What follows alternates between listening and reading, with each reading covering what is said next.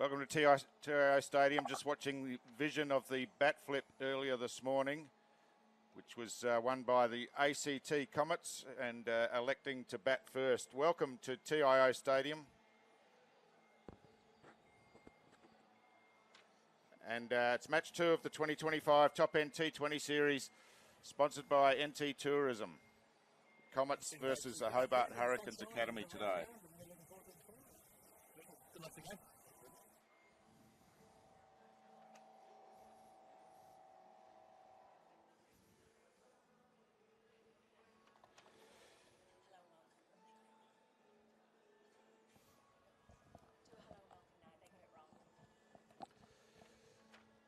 So welcome to TI Stadium once again for match 2 of the 2025 Top End T20 Series, sponsored by NT Tourism. It's the ACT Comets up against Hobart Hurricanes Academy. Umpires Imran Mohammed and Simon Burns, followed by our teams this morning, ACT Comets and Hobart Hurricanes.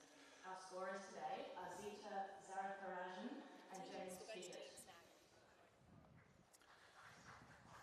I'd like to start the broadcast by acknowledging the Larrakia people, the traditional owners of the land we are on, and pay my respects to elders past, present and emerging. I'd also like to extend that respect to all Aboriginal and Torres Strait Islander people watching this broadcast. My name's Stu Davis. I'm with Jack Doyle today, and Jack, we're up for a fantastic game of cricket, I would imagine. Yeah, we are. Just looking at how the Comets shape up today. Here we've got Rahman and Bros opening the batting. Rahman, some Darwin experience under his belt, playing with Tracy Village Cricket Club in the local competition. Joseph, Keogh, Tom Hogan at 5, Scott Mern, the captain, batting at 6, Mikey McNamara at 7, Dave Doobie, Jake Smith and Co to bring home. So you see the Comets batsmen walking out to the crease to take their places. Umpires in place, Imran Mohammed and Simon Burns. And it's a beautiful day here in Darwin as expected. We're sitting on about 29 degrees at the moment, heading for a top of 33 later this afternoon. Pretty light humidity, around 40%, and we've got a bit of a breeze, which is a cooling breeze, Jack, around 20 kilometres an hour from the northeast, so the players will appreciate that. Yeah, absolutely beautiful winter's day here in Darwin, as we see the Hurricanes line up on screen there with Prestwidge set to take a new role at the top of the order.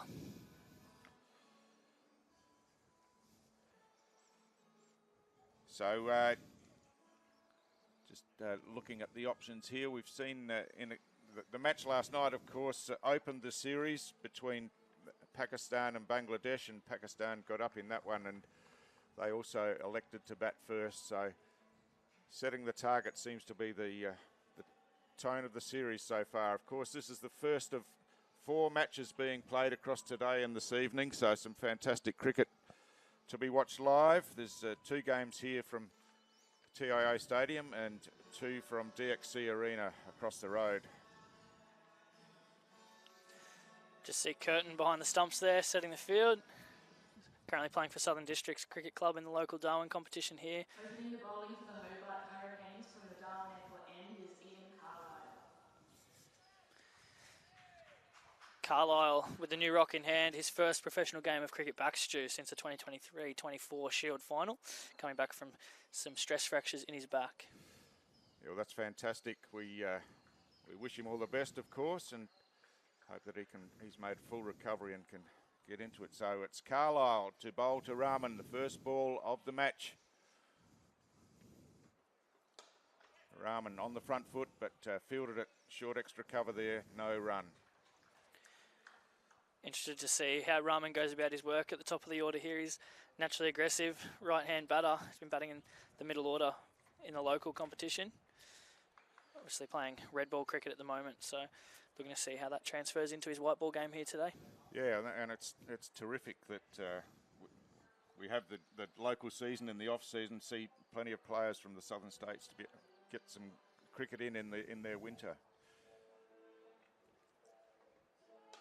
Again on the front foot this time, down straighter to mid-off and able to work their way through for a single to open the scoring. It looks like it's a no ball as well being called there, so just a stepping no ball. So that'll mean a free hit to the new striker in Bros. Nice start to your innings here. Free hit, first ball. A few cobwebs being blown out by Carlisle here in his first over. Yeah, that's right. Just loosen the shoulders, get the front leg out the way, and no risk. So the field's able to change here with the new batter on strike. Got deep square leg out at the moment as they're deliberating where the second fielder out goes. Looks like it's going to be long on. Expect this to be bowled in at the body here. Some extra coverage out in the covers there, so see what Bros can do with this free hit opportunity. Swings it into that offside area, no run, so that's a bonus for the Hurricanes, able to just dot that one up. And of course Bros facing his first ball. Good result there for the Canes, obviously the reigning BBL champions after a fantastic summer of cricket. Yeah, and obviously this series an opportunity for some of their players to push their case for contract inclusions, I imagine, and keep their names in front of the selectors. Carlisle again from the airport end. Oh, this one worked nicely. Backward a point down to deep third man. There's a player coming off the boundary down there, so again a single takes the score to 3 without loss, and Bros is off the mark. Watchful start so far. Bros also played some cricket up in Darwin last winter at the Southern Districts Cricket Club as well. So Darwin's starting to build quite a reputation for players to come up and work on their game in the off-season. Yeah, I think years ago traditionally players made their way to England to play off-season cricket, but it's great that they can play here. Advancing down the pitch this time and smashed into the covers, well fielded, just deflected it out but couldn't stop the single. So Rahman there looking to be a bit more aggressive and using his feet down the pitch early. Something we'll continue to see from Rahman. It's part of his game. See him use his feet quite a lot. So we've got a 4-over power play here today and a 2-over power surge, which is a new addition of the series this year.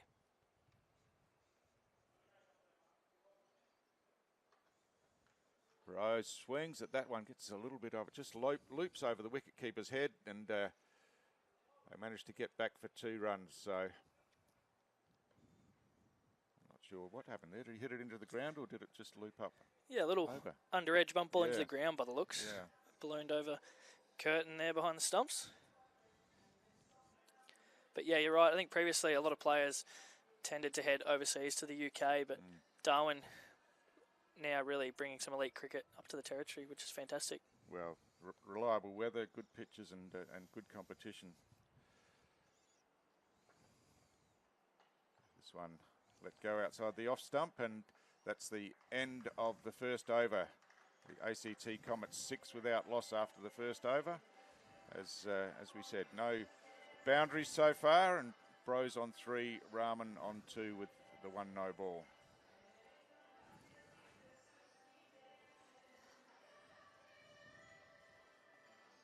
Looks like we'll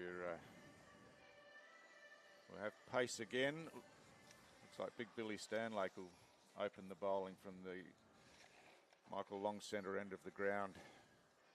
Stanlake, of course, has had quite a bit of BBL experience, and bring that to this game will be really valued by the team.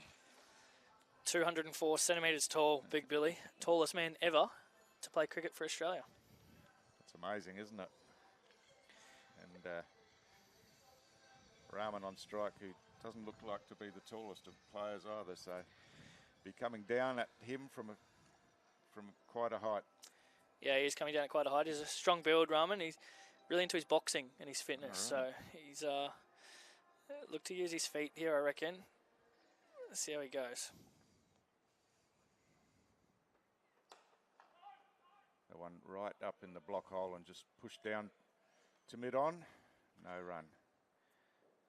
So Rahman actually recently just travelled over to Sri Lanka as part of the Japan international squad, where he made his international debut for Japan.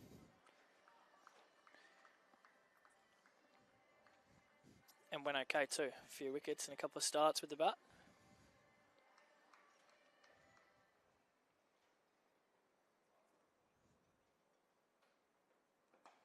Rahman swinging this time. It's straight to the fielder at backward point. Off the front foot, just pretty crowded offside there.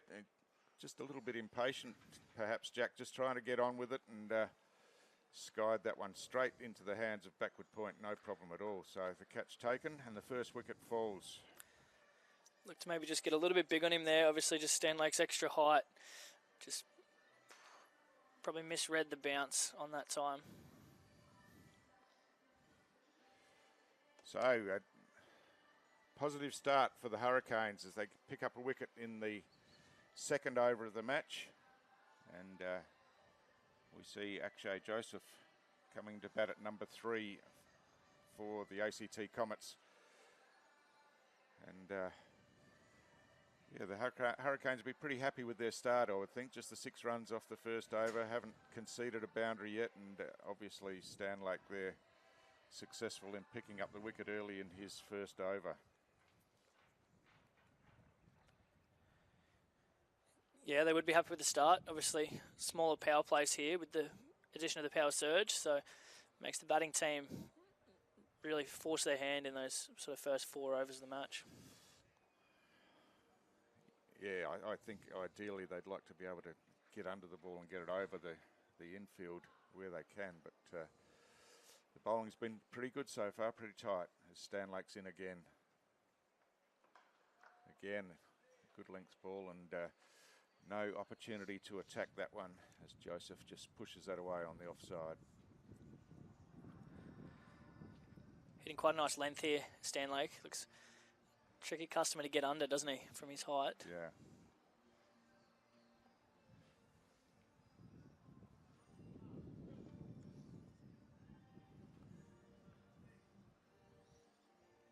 Billy also part of the Kane squad in their BBL 14 title.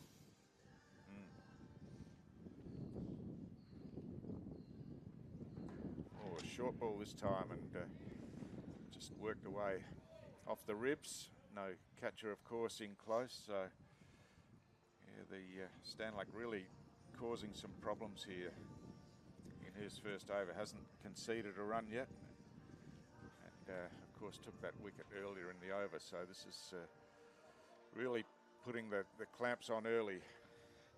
Extra pace and bounce again there from Stanlake on a nice TIO wicket here today.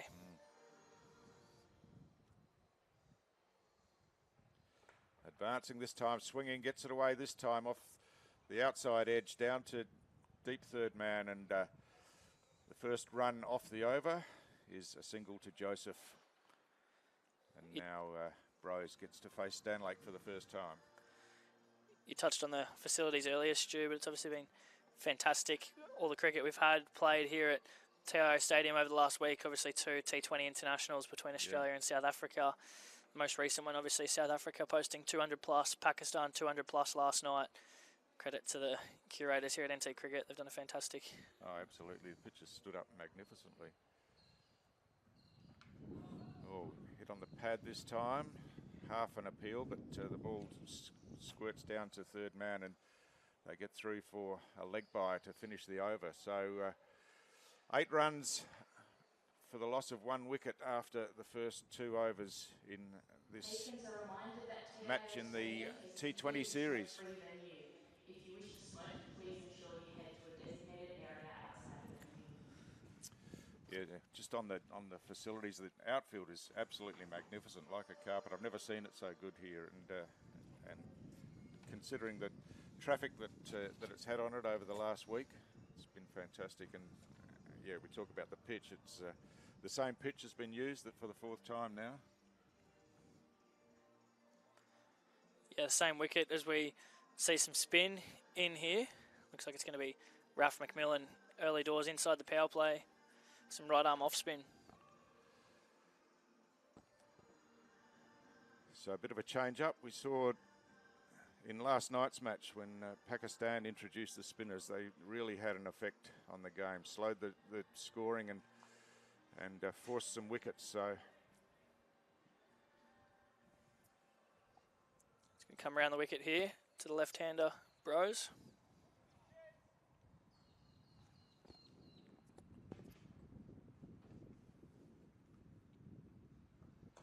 Rose works this one through the leg side. A couple of fielders converge on it.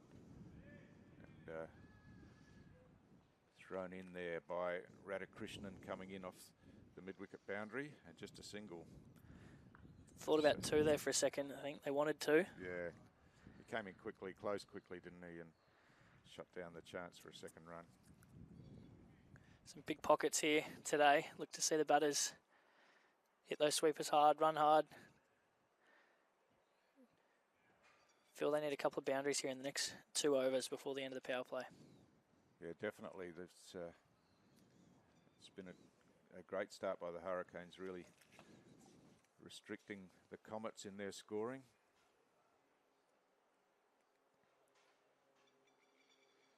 So the two players in the deep, both on the leg side now, one at mid-wicket and one at long on.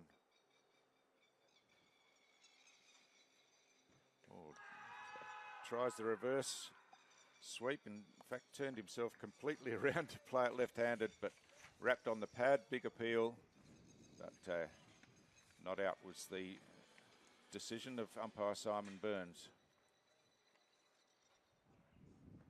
Again going the reverse sweep, again hit on the pad, again not out. So it seems determined that that's his best option against the spin of McMillan, is the reverse sweep.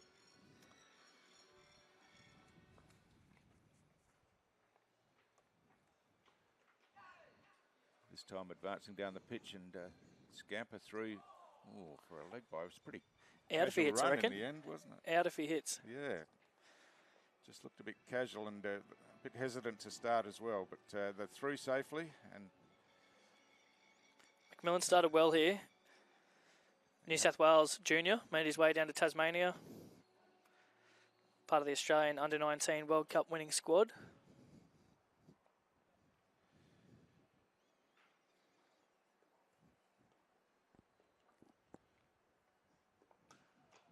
so Bros on strike this time again.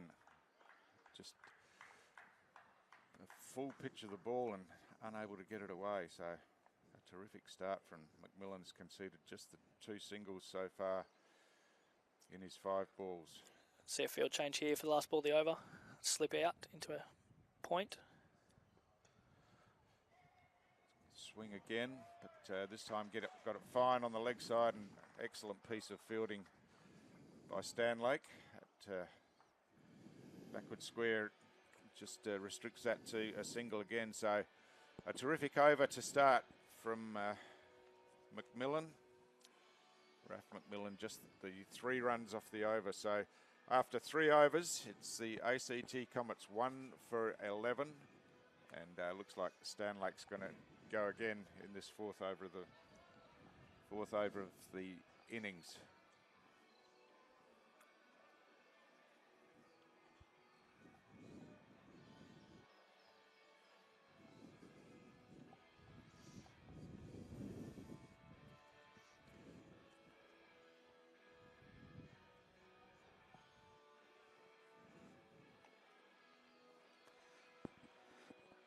As we see Gabe Bell into the attack for the first time. All right.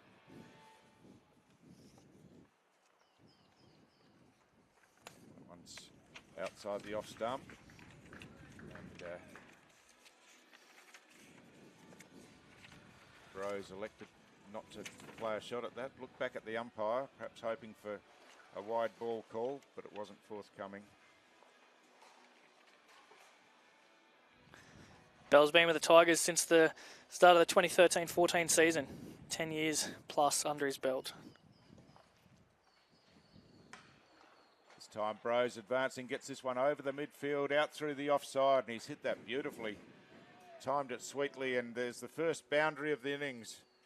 Goes to Nick Bros, just advancing down and backing himself there, hitting it over the infield, as I said, and a boundary on the board at last. It feels a matter of time then, really. 4 or 5 balls left of the power play. Bros advance, hit that one nicely. Swings again, and same shot, same outcome. A 4 over cover. So Bros has had his few siders, and now picked up the pace of the ball and swinging freely, hit 2 beautiful boundaries. Yeah, beautiful shot that. Nice and balanced, nice and still, full swing of the bat. Hands finishing right up over his shoulder there.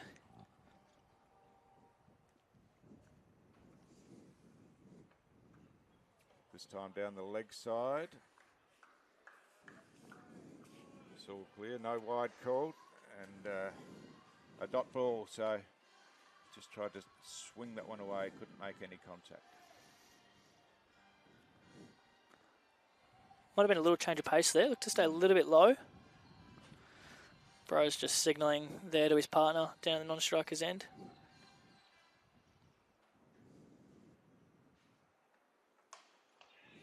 Cover drive again, this one chopped off in the covers and just the single taken. So Bro's really starting to build into his innings now. Found the boundary a couple of times in this over and struck that one nicely as well. Better over this for the Comets. Showing a little bit more intent. 1 ball left of the power play, so he won't want to lose a wicket here. No, that's right, and Akshay Joseph on strike. He's just scored the 2 singles off the 6 balls he's faced so far. Comes down the pitch looking to drive through the offside, but that one's chopped off and no runs scored. So the end of the over, and there was 9 runs coming from Gabe Bell's first over. Sees the ACT Comets at 1 for 20 after the first 4 overs. You feel the Hurricanes will be happy with that power play there. 20 off the 4 overs as we see spin continue here. Just looking at Joseph, 2 not out off 7. Really feel he's got to get moving sooner rather than later. It's a tough game, T20 cricket, just goes so quickly. Yeah, exactly right. You don't have the luxury of setting yourself in and trying to build your innings. Situations demand that you're straight onto it. It's,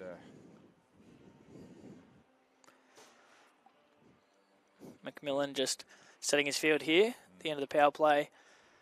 Keep the pressure on with 5 inside the ring here.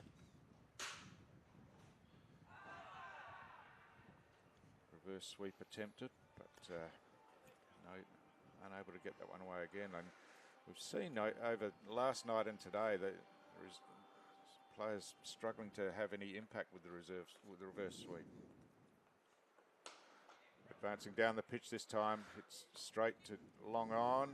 Think about the second, but no chance really, and just the single again to Joseph.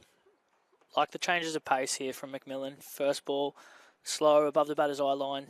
Second ball, darted in that little bit quicker. Full of tricks these days, the spinners. Well, they have to be, don't they? Otherwise it's easy pickings. Again, that one a faster ball and just squirts out onto the offside. No run scored.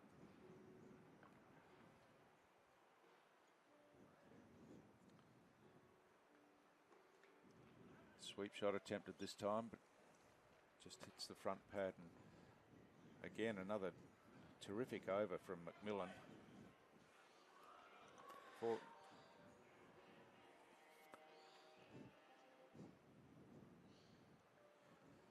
Just pulls out of that one, aborts it, so go back and try again. Wasn't happy with where he was landing in his approach to the crease. 2 balls left in the over here. Joseph has to get moving.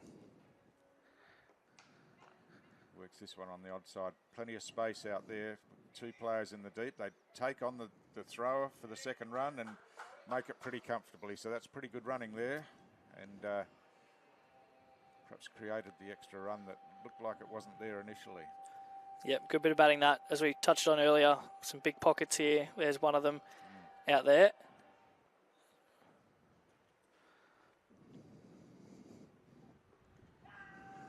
Again, attempting the reverse sweep, but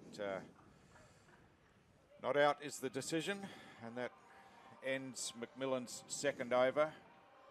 And no wicket for 6 off his 2 overs. That's a pretty impressive start, Jack. Yeah, it is a really We'd impressive also start. acknowledge our top End T20 Series major partner, Tourism NT, along with Northern Territory Government, Northern Territory Major Events Company, Bet365, Airport Development Group, DXC Technology, Thrifty, Kookaburra, Territory Sports Medicine, and Gatorade. Obviously, we touched on how exciting it is to have an elite level of cricket back up here in the top end. What makes it even better is tickets are just $10 per game, or a season pass to all 36 games for just $40. Under 18s come along for free. It's not every day we have the opportunity to watch some elite cricket here in the Territory, so fantastic 10 days worth with tickets still available on ticketyboo.com.au. Just searching top end series through NT Cricket. Yeah, that's right. It's quality cricket and exciting cricket with strong teams across the board. So have to play well to win every game. This time off the front foot and just pushed out into the covers for no run. We see Bradley Hope here into the attack. Coming round the wicket to the left-hander.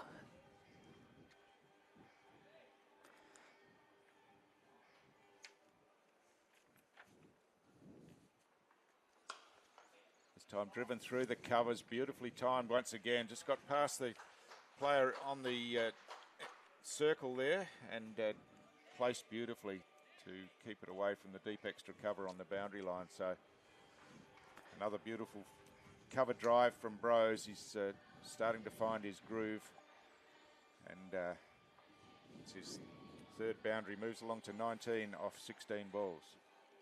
Yeah, he's finding some rhythm there with that shot, as we might see a replay here. Really hitting them nicely through that area. Again, driving on the offside, but this one not getting through the infield. And they just run through for a pretty easy single. Hope here bowling for the Canes is another one that's moved from interstate. WA junior, made his debut for WA as a 19-year-old before making the jump across to Tasmania at the start of the 21-22 season. All-rounder, so he's listed to possibly bat number 3 in the second innings. Got 2 first-class hundreds to his name, 20 wickets as well. And coming over the wicket to the right-hander. Joseph this time, pretty thick outside edge. It's sort of running away down to the boundary. It's going to go all the way out there at, down to third man.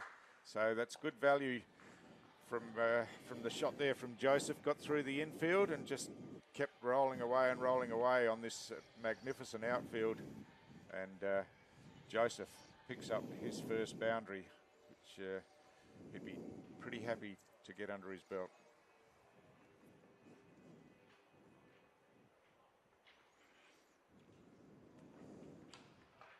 This time, just straight down to long on, and they walk through for a single. Ground's just in fantastic condition here. You see that ball didn't go anywhere near middling that, to be honest, and flown away to the boundary, really. Yeah, that's right. Good value for shots here for the batters today. See one ball left in the 6th over here. Rose back on strike. Swinging away on the leg side this time. Gets it, they're going for the second run. Could be in trouble here if the throw is on line. It's just a little bit wide, and so Rose was able to make his ground comfortably in the end, but you just feel that a throw over the bales would have had him scampering to make his ground. Yeah, it would have. Good throw, and he's in trouble there, I think, but good running nonetheless. Bros chips his way to 21, not out now. Setting a little platform for himself to really expand later on in the innings. Yeah, exactly right. 21 runs off 18 balls, and just starting to put a bit of pressure on the Hurricanes bowlers and fielders now. Opening up, reached the boundary a few times, and as we said, just pushing hard with the running between wickets and putting pressure on the fielders to get the ball in. As we see another change of bowling here from the Darwin Airport end. Not sure how much you've seen of Radhakrishnan, Stu, but one of few that can bowl with both hands. All right. And he does in games? Does. Generally known for his right arm off spin, but it's often known to change to his left arm orthodox from around the wicket to right-handers. So let's see what he starts with here with the right-hander on strike. Looks like he might start with his left arm off spin. It does look that way, doesn't it?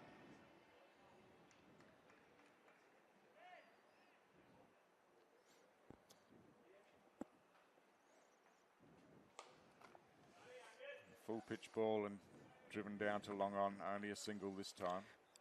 Interesting to see now with the left-hander on strike whether he goes to his right arm off spin from around the wicket, turn the ball away, or if he'll stick with his left arm orthos. Looks like he is a few little practices with the right hand here.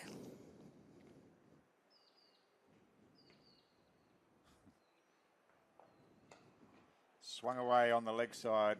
There's a fielder coming in off the boundary rope at deep forward square, and just a single again. That's incredible that you can just swap mid-over and still find a length.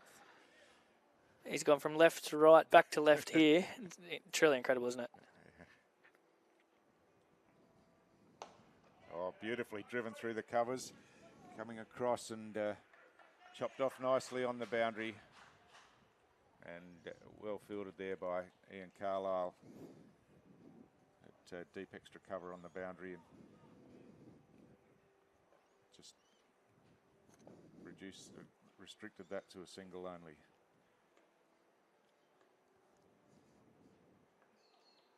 A big swing this time in the air. It's going all the way, I think, over the boundary. Umpire's just conferring down in front of us, but yeah, cleared the boundary. Yep.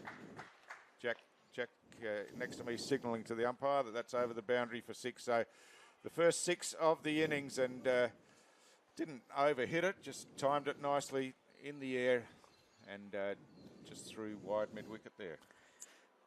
Yeah, nice strike that from Bros. As we just see Cow Corner come back to the boundary now. 5 out again. Rose along the ground this time through the offside. They'll push hard for a second and they'll make it pretty comfortably in the end. So a pretty good over for the ACT Comets here with that boundary from Bros, and he's moving along nicely now up to 28 of 20 balls.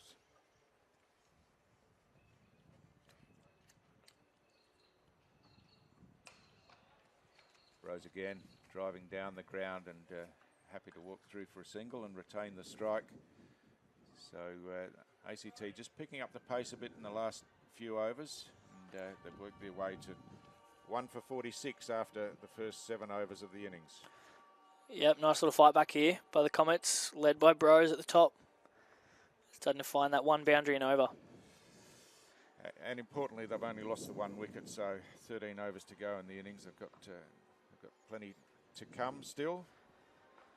Especially with the addition of the power surge, Stu, you can often feel like you're behind the game with the bat, but obviously those 2 overs with just the 2 fielders out can really make quite a big difference.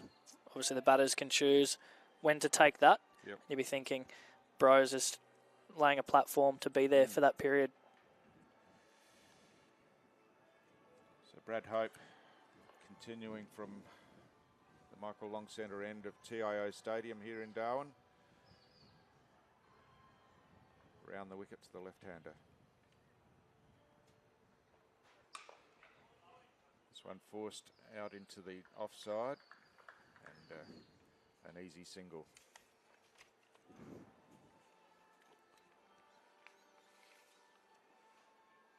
Nice little partnership building here for the ACT.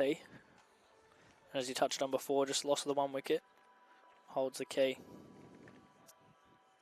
Yeah, even Joseph now, he scored the boundary, but he's turning the strike over pretty well and giving Bros the opportunity to take the strike from the other end. Just looking at the field here to Joseph. 5 still inside the ring. Just keeping that extra man in. Trying to put a little bit more pressure on the right-handed Joseph. 5 back for Bros. As I say that, they push a 5th back, but I see Mac Wright jump out to deep mid-wicket. Joseph advancing down the pitch, or a diving attempt at the catch. Just couldn't quite get it, but they're coming back for the second as the ball just got behind the fielder out there at mid-off. And 2 more runs to Akshay Joseph for the ACT Comets, and that brings up the 50 for ACT in the 8th over. So starting to build a platform.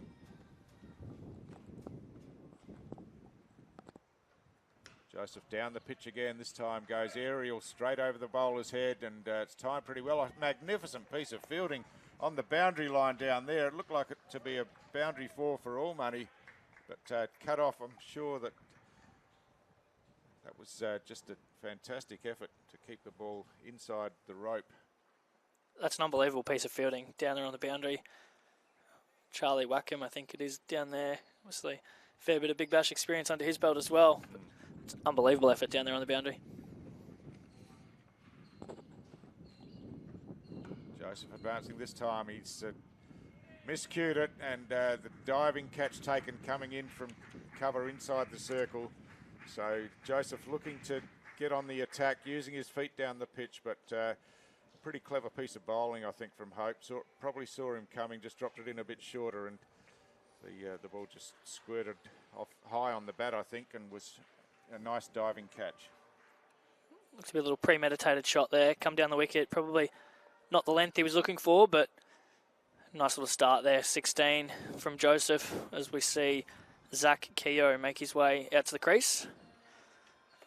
Possibly the danger man that holds the key for the ACT. 2,000 runs at an average of 70 across all grades last season, including a second 11 double 100 for the ACT. Wow, that's a big season. 2,000 runs in a season. That's he'd be coming in with plenty of confidence today, you would think. So, yeah, look forward to seeing what he can do out here on this TIO Stadium pitch that's played so truly over the 4 games over the last week. Just saw the replay there of the wicket. Just see the extra little bit of bounce, getting a little bit high on Joseph. Caught by Tim Ward there in the covers. As we see Keogh take leg stump, it looks to be there, with 1 ball left in the 8th over.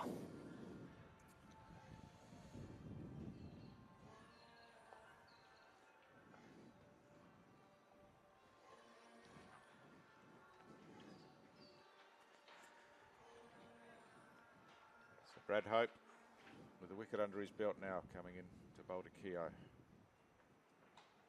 And Keogh just works this one behind square on the leg side. They're pushing hard for a second run, and they'll manage that pretty comfortably. Pressure on the fieldsman coming in from the deep, and good bit of batting there from Keogh, and you just watch around the world these days in T20 cricket. The best players just nudge the ball just beyond that 30-yard circle and find 2.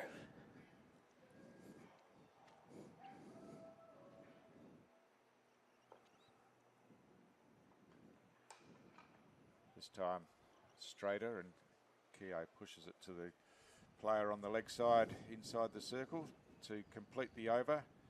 So Brad Hope, after his 2 overs, has 1 for 19, and Nick Brose opened the batting. He's still out there, 32 not out, having faced 23 balls, and looks to be in some pretty good form right now, Jack. Yeah, he's starting to hit the ball quite nicely after a watchful start. Now striking up around that 140, 150 mark. You feel he probably holds the key here. Bros, it's a nice platform he set himself, and he'd want to really capitalise here. Still 12 overs left in the innings. As we see Radhakrishnan continue here from the airport end. He's going to stick with his right arm off spin round the wicket to the left-hander.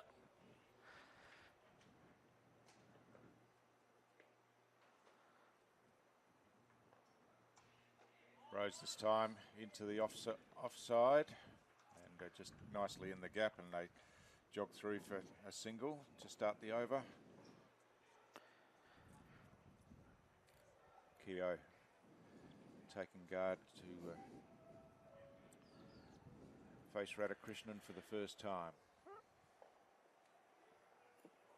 Radhakrishnan spent his time coming through the New South Wales pathway as a junior. Recently in the 21-22 season was offered contracts with both New South Wales and Tasmania. Made the decision to jump ship down to Tassie and getting some good opportunities down there.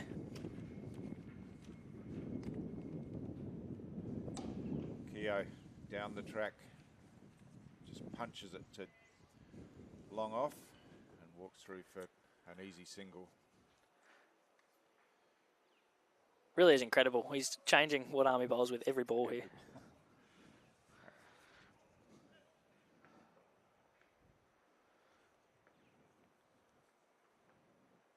Rose advancing this time off the outside edge, but finds its way past the keeper and down to deep third man. They've run two, looking for a third, but Keogh in the end says makes the wise decision not to run through for that third run as the throw came in. Stanlake getting some steps in, down towards the boundary there.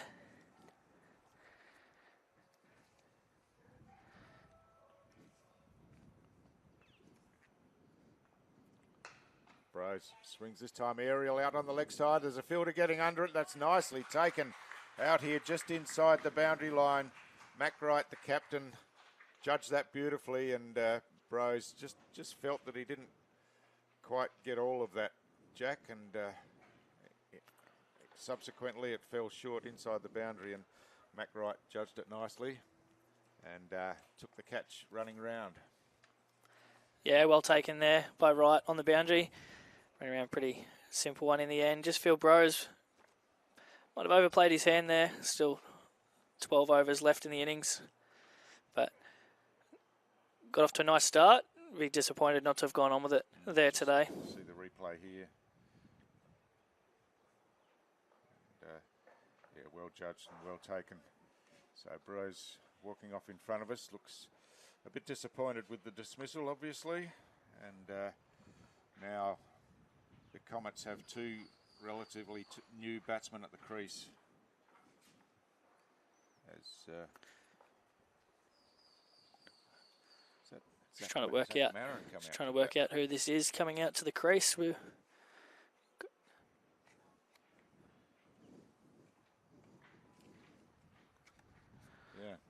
Looks like it's Marin. Marin coming out to the crease.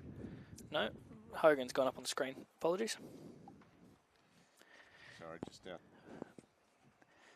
our team sheet suggested that it was Zach Marin who was listed as the 12th man, so it's Tom Hogan. Hogan might be wearing a different shirt here today by the looks. Recently picked in the Australian under-19 side to take on the Indian under-19s in Brisbane later next month.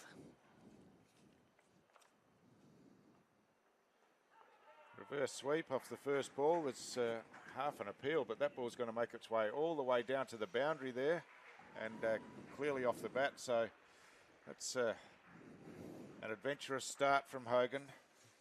Obviously comfortable with how he can execute the reverse sweep, and he did it perfectly that time to get off the mark with 4 runs.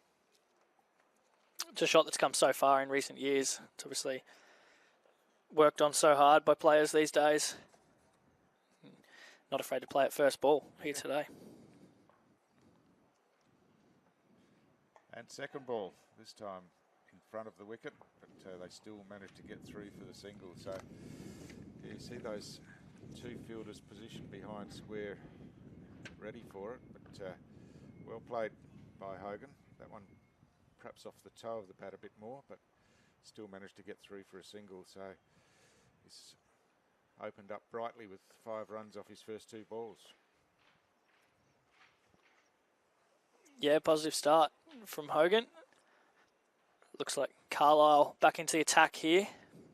2 new batters at the crease. Be interesting to see how they go about their work here. 3 for 63 off 9.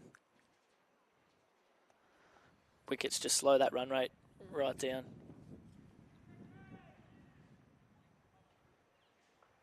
So Carlisle, of course, opened the bowling from the airport end, now bowling from the opposite end.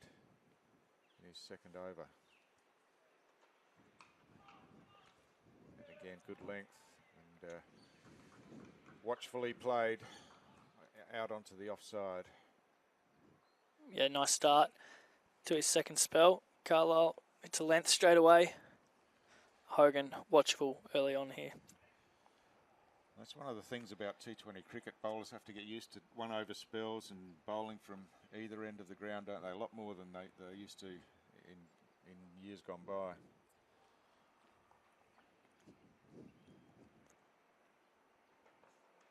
Oh, it's got that very fine, just outside, out away from the reach of the wicket keeper. Good bit of fielding on the boundary line down there.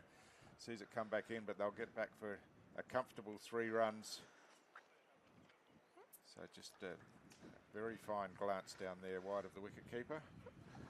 Long way down to the ground there for the big fella, but he's done well. Save one for his team. Stan Lake on the fence down there. And now having to run inside the circle for the next ball. Having a look at the field here. Long on, mid-wicket, square leg back on the leg side. Deep point, third man. Expect to see this possibly back of a length here. Keogh looking to scoop this one over the wicket keeper, but made no contact. Little change up there from Carlisle. Yep. Slower ball, obviously fine leg up. Shot was on. Just lack of pace has done him there through the air. Yeah, pretty clever piece of bowling. As we see that field change again with Stan Lake going back to fine leg and deep mid-wicket coming back up into the circle.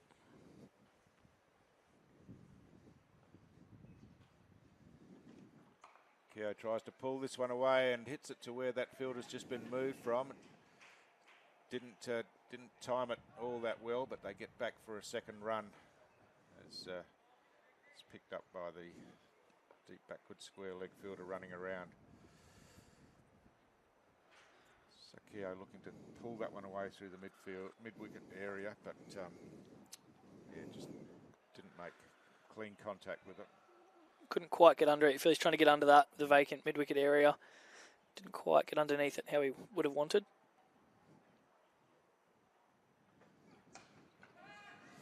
Again, goes the aerial route out onto the leg side.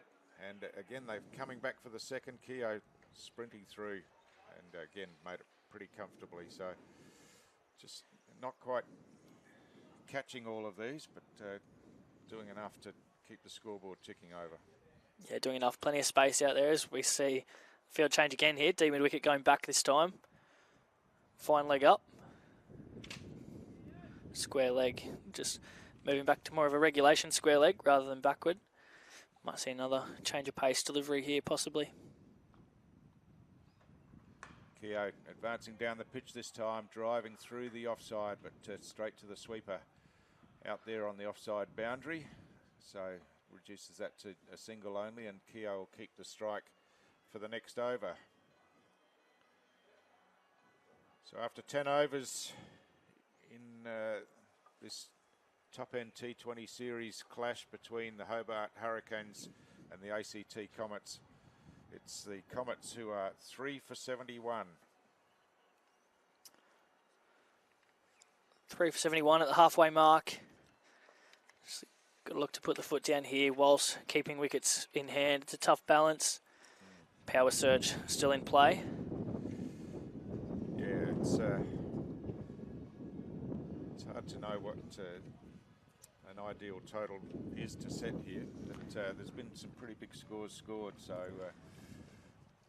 you would think a score getting up to 9 or 10 and over would be be more the mark that you're looking for. Yeah, absolutely. Just looking at the bowling card there. Radhakrishnan continuing from the airport end, going at 10s at the moment, but picked up a wicket along the way.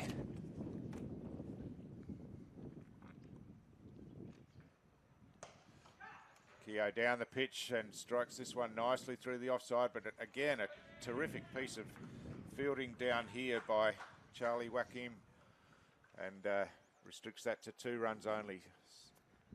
It was It's a beautiful shot. yeah, it was better timed, wasn't it? Over the covers there. Beautiful shot, but yeah, really well fielded again. On the boundary line by Wackham.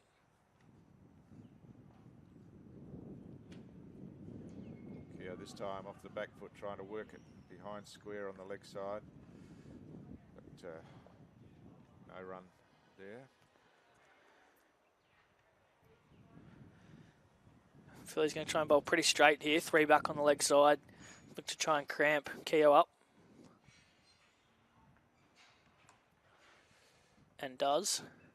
So the 3 back on the leg side means that there's plenty of room inside the circle in front of them, and Keogh just works that one away for a single.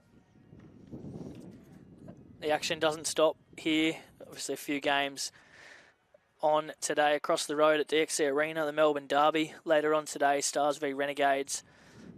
And the big one tonight, the local side, the NT Strike in action against Nepal. On the reverse sweep again, but this one just goes straight to the fielder at backward point.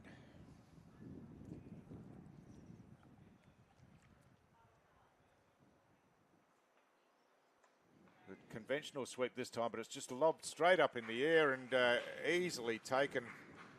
And another wicket to Radhakrishnan, and the ACT Comets lose their 4th wicket in the 11th over of this second 2025 top End T20 Series match. And it's Hogan who has to go. He was pretty comfortable on the reverse sweeps. That's the first time he's tried the regulation sweep, and it's been his undoing. Yeah, first time he's gone the regulation sweep. Just a little top edge there. Might see on replay here, thanks to Airport Development Group. Tried to get underneath it, just didn't get as much of it as he would have liked, as we see the ACT Comets skipper, Scott Mearn, out to the middle. Still a bit of batting to come here for the Comets. Mearn got away a few times in last year's edition of the Top End Series. Got Doobie and Smith still to come as well. Both have played some local cricket up here in Darwin. Doobie playing for the Waratah Cricket Club last season. Jake Smith currently representing Tracy Village Cricket Club. It's gone well with bat and ball. See, 1 ball left in the 11th over. Radhakrishnan with 2 to his name now.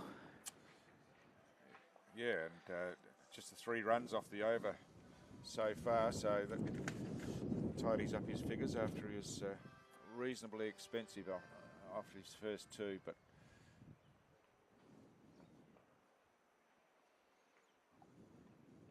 and trying to work this one on the leg side, but off the pad, no run, and that ends Radhakrishnan's 3rd over. So he has figures of 2 for 24 from his 3 overs, and the Comets 4 for 74. Feel someone's got to stand up here for the Comets now. 9 overs left. 2 relatively new batters at the crease. Power surge obviously still in hand. It's a constant conversation as to when you take it, when's the right time. It's obviously known to bring wickets as well, so which they can't afford at this stage, the Comets. As Carlisle continues from the McMillan's Road end.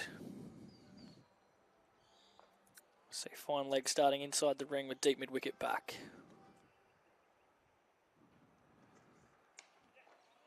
This one worked into the leg side and will just be the single.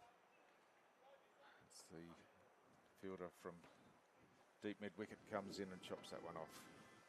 So Keogh, another single to Keogh. He moves along to 12 off 11 balls.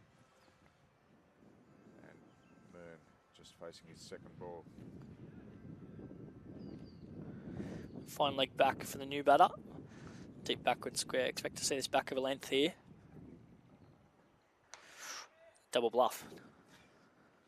So just pushed straight back past the bowler by Mern to get himself off the mark with a single. Yeah, watchful start by Mern. Pretty experienced customer. He's played a fair bit of second 11 cricket. Need to use all that experience here for the last 8 overs of this batting innings.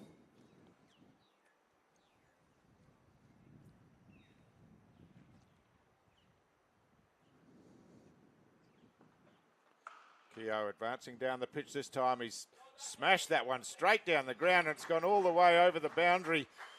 A big straight hit, and the fielder out there at long on had no chance of getting around to that, and it's beautifully struck by Keogh. So I think that's just the second 6 of the innings, Jack, and Keogh struck that one beautifully. Yeah, that's a really good cricket shot. That's a back of a length ball that he's obviously used his feet to there and hit it straight over the bowler's head. It's a difficult shot to play, and looks as though to bring about a change in the field as well. Third man coming up into the ring. Looks like mid-off was going to go back. May still. Fine legs going back. Mid-wicket coming up. Only 3-4 fielders outside the ring at the moment. We'll have one more here. Right, Change again. Mid-wicket going back again. A little bit scattered here, the Hurricanes. So no one inside the circle on the leg side.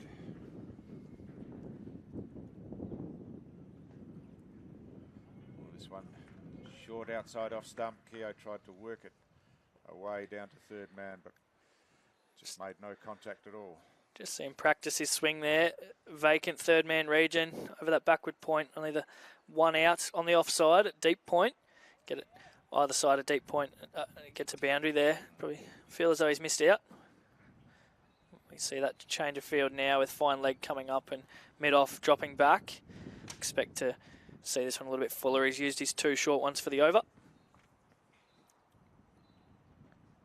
Slower ball, and Keogh just nudges that one down to long off and walks through for a single.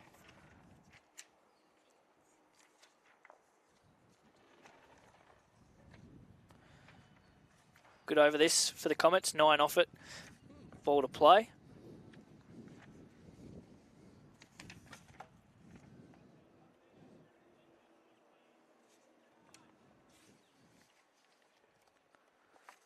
Mern on strike.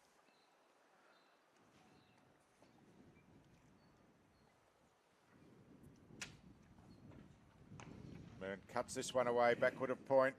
There's a sweeper out there, but Mern will get around and back for a second run. So good running there, well placed.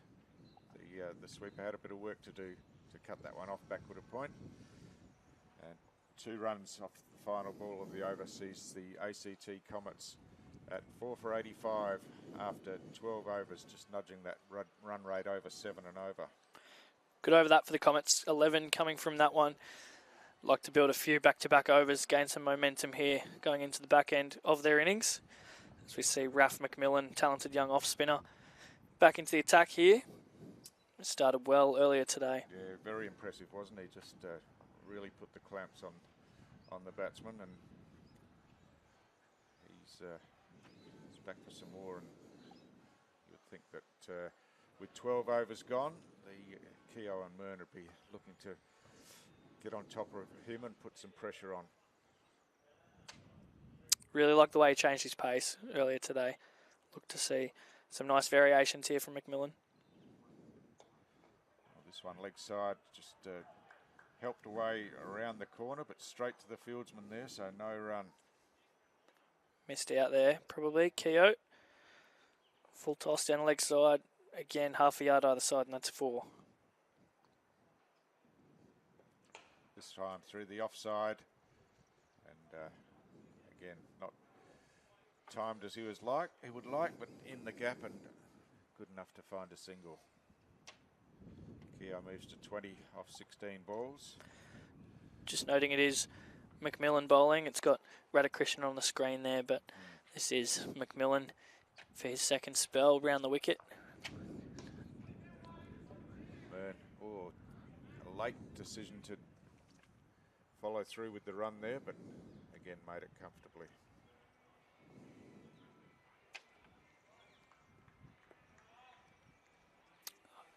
Keogh, nice little start here, 20 not out. See what he can do for the back half of the innings. Just trying to cut away on the offside, but threw him a bit quickly, I think, and just hit it down into the ground, no run.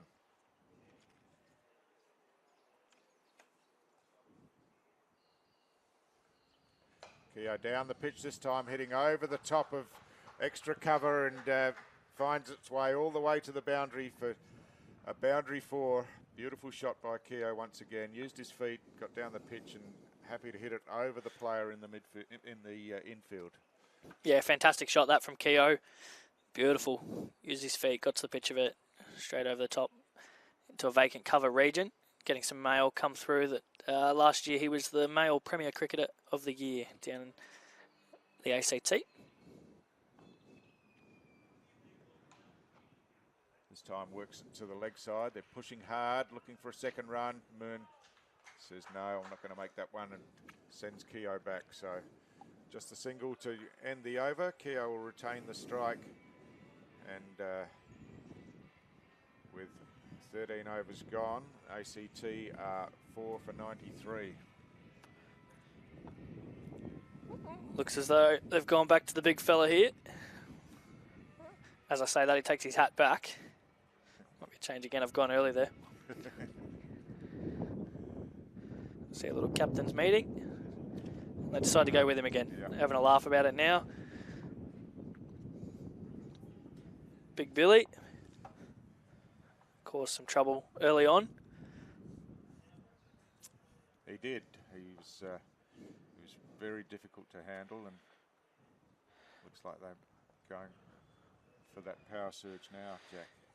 Yes, umpire Imran Mohammed signalling the Comets have elected to take their power surge. I feel Keogh probably striking the ball quite nicely, holds the key here, but so often we see in Big Bash cricket, we saw it all around the world, that when that power surge kicks in, wickets do come as well.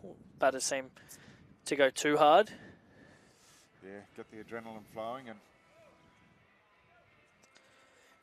You feel they want 20 plus here in the next 2 overs.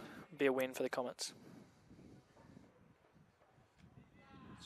short, slower ball, and deceived McMillan. Keogh, sorry, and yeah, wasn't able to lay any bat on that. So clever piece of bowling. Really well bowled from Stanlake there. Slow, back of a length. It's a ball that the quicks go to more and more in short form cricket these days. You see deep square, deep point out. Expecting these balls to be back of a length. This time, Fuller outside off stump, but Keogh not able to get that one away as the ball trickles out to cover. Good start to the surge here by the Canes.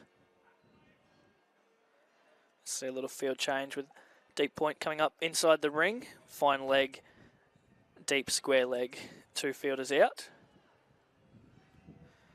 He has to try and bowl pretty straight here with this field. Again, a full ball. It's been called a no ball, so there's a chance for the Comets. No ball called. Had to run to the total, and of course will be a free hit. Just overstepping there. Stanlake checking the foot marks. It's actually a really well executed ball from Stanlake there. Full Yorker length in at the pads with 2 back on the leg side. There's not too much he can do with that there as a batter. Fortunately, he's overstepped there. Keogh's probably got to change something here. Yeah, see what he can manufacture with this free hit. Slower outside off stump, and the best that Keogh can do is work it out to mid-off and jog through for a single.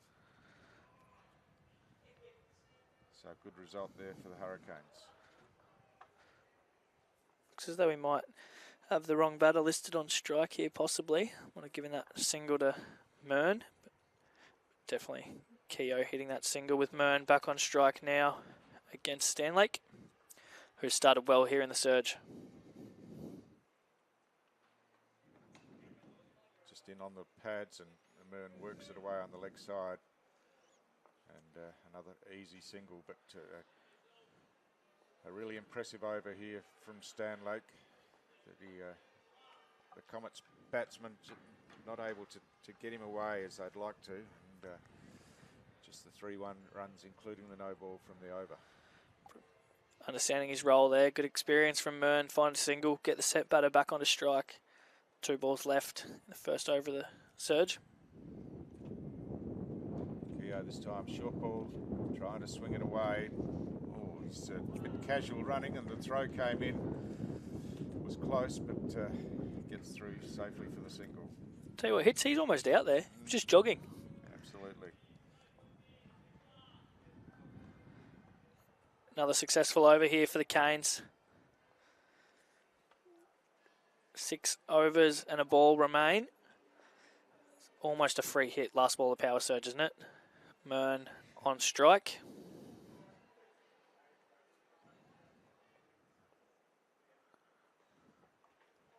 Oh, he just chops that one down, but wicket keeper.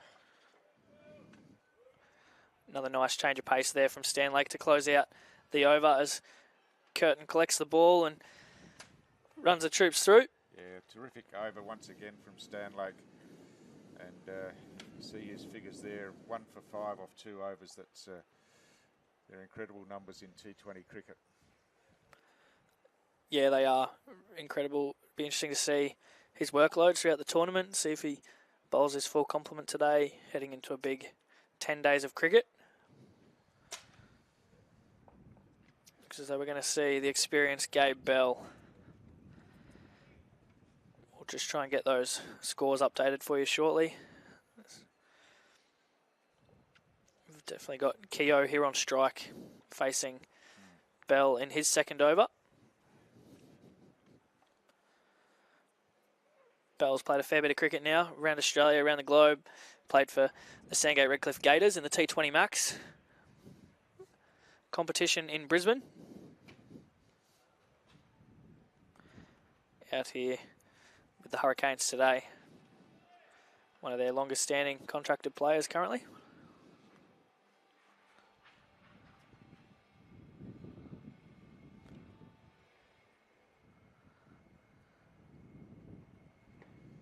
Keogh advancing down the pitch, but wrapped on the pads, and no run scored. Good bowling from Bell, and then doing his own fielding. Missed out there to Keogh. Big over this last over of the surge. Trying to find a balance between wickets in hand, but need to get a move on as well. Keogh goes high in the air. This one's a fielder getting underneath this one, and the catch is spilt. Might have been looking towards the sun there, but that's a catch that should have been taken, and a let off for Keogh. Skipper Mac right there too. Don't see that very often from right. Keogh given a life there. So, can Keogh make the Hurricanes pay for that mistake? He's worked his way nicely to 22. This one down the leg side, that'll be called wide. It is, so just a little bit untidy there from Bell. Just losing that one down the leg side. Not much margin for error for the bowlers in T20 cricket, but he's missed there.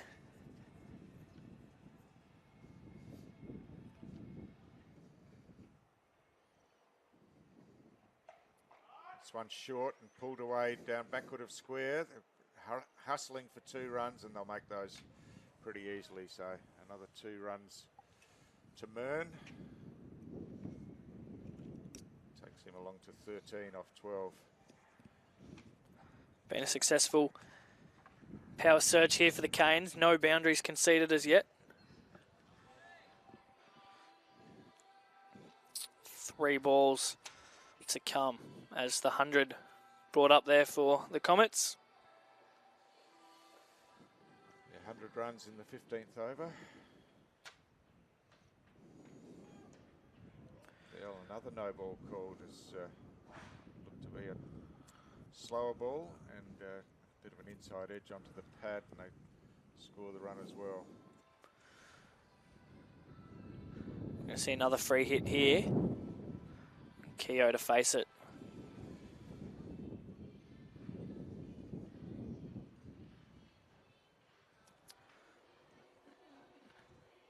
New batter on strike means they can change the field, and they're going to here by the looks, with long on coming up into the ring. Got a deep forward point, deep forward square leg.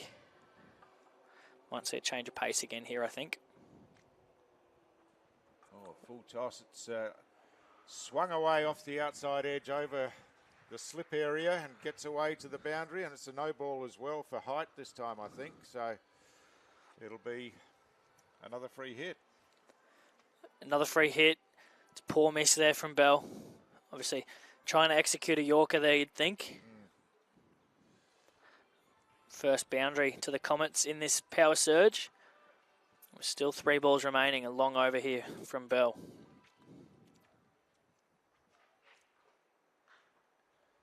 This one's better. Swinging outside the off stump, no contact. And yeah, that's a better ball from Bell. Yeah, much better ball. You can see what he's trying to do, land that Yorker length ball, and he's got it right there. It's been expensive today, 20 off just his 8 legal balls that he's bowled. 10 legal balls, I should say.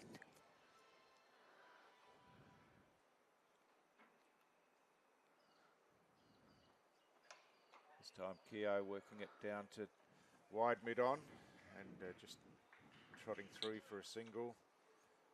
As Bell goes back again for the 9th time in the over.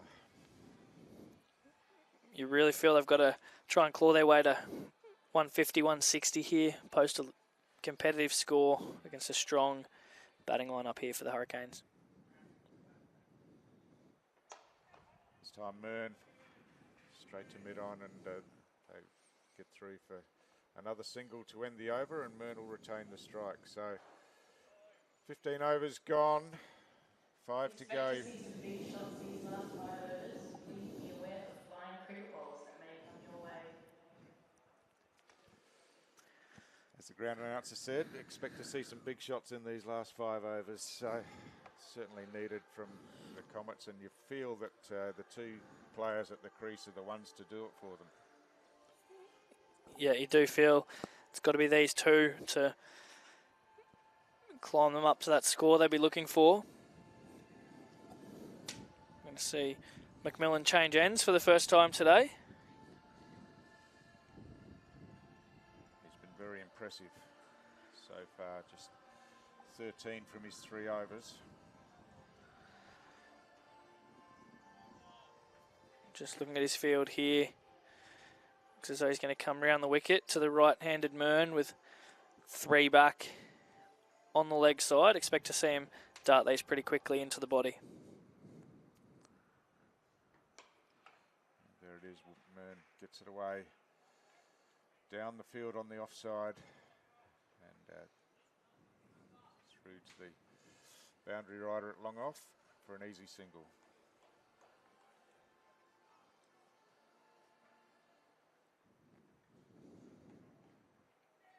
Slow one. Keogh just dabbed that one down. Fine on the offside, and another single taken. For something's got to give here shortly for the Comets. Still 6 wickets in hand, still some batting to come. Have to take some risks shortly. Mern this time looking to swing hard, gets it down the ground. Keogh keen for the second, but closing fielding and throw in was too good, and there was no chance for that second run.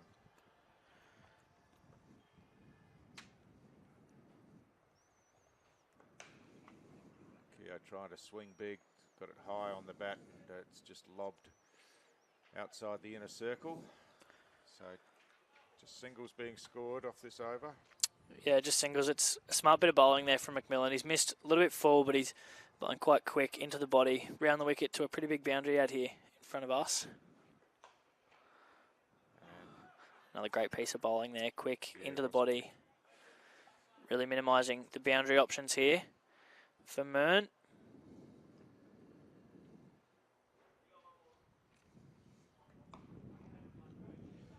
And again, trying to swing it away, but not timing it.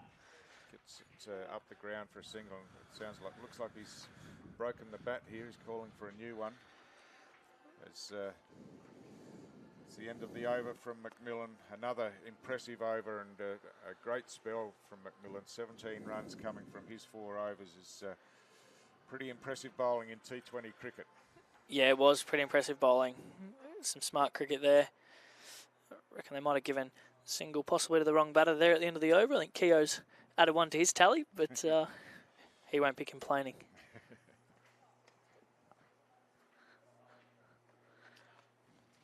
Stanlake changing ends again here. 2 overs still to bowl. You feel he might bowl the 17th and 19th to close out for the Hurricanes. So Stanlake bowling from the airport end for the first time today. Mern on strike. Got Mern on strike, as you said. 17 off 17. I feel he's got to take some risks here against a tricky customer in Stanlake. Mern swings at that one outside the off stump. No contact made. And, a dot ball to start the over.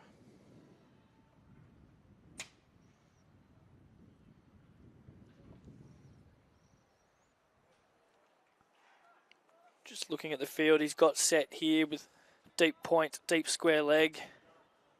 Third man, fine leg, deep mid wicket.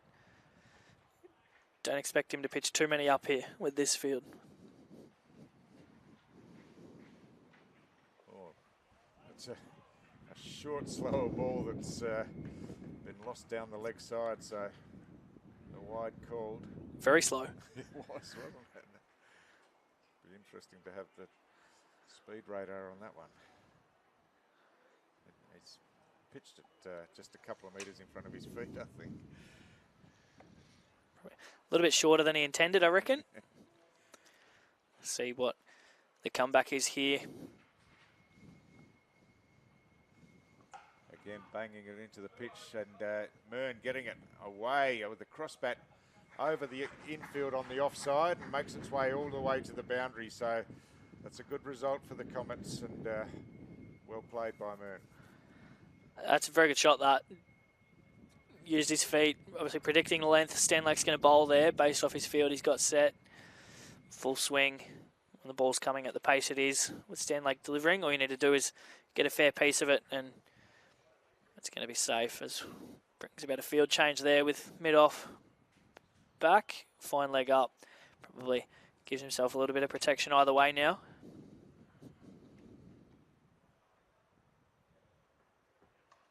Leg side and straight to that player that was moved up from fine leg, so knew exactly what he wanted and delivered the ball accordingly. We've seen lots of off-pace deliveries here from the Hurricanes quicks. Might be something the ACT quicks are watching, taking some notes on. It's been successful here for the Canes. As we see another field change, third man and fine leg both inside the ring. Mid off, mid on, back.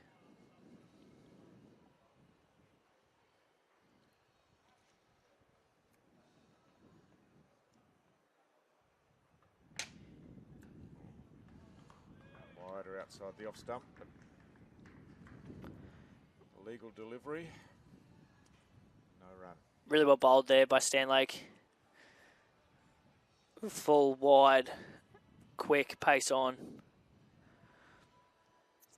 Though you feel any bat on that, probably get a boundary there through a vacant third man region.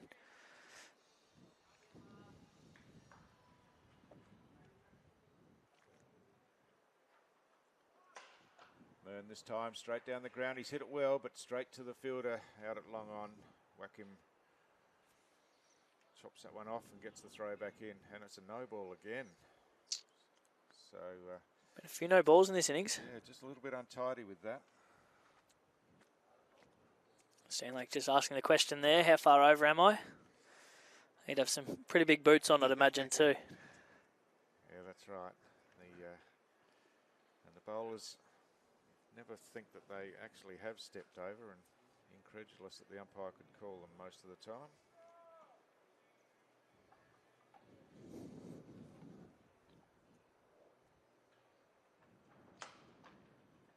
Keogh this time swings it away on the onside, down to long on, but only a single once again. Fielder well placed. One ball to come here in the 17th over. Stanlake returning some fantastic figures, just the one for 13. A few no balls in there as well, so not actually too many off the bat. Been very hard to get away, hasn't he?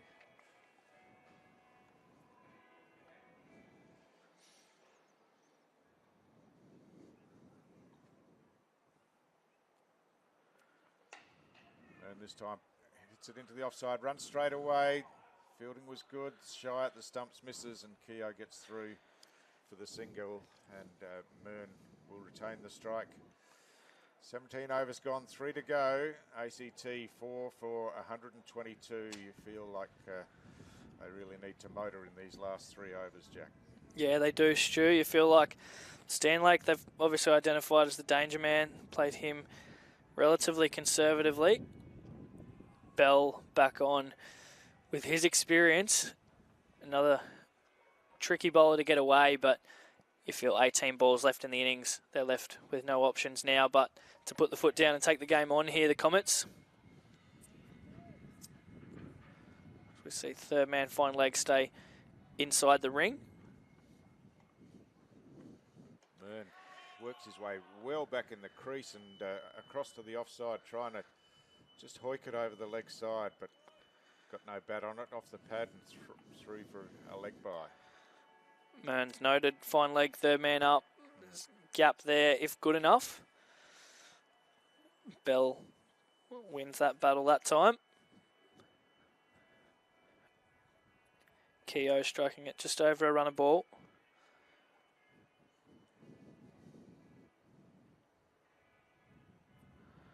To face Bell as just a little hold in play. What was the umpire signals that was a leg by?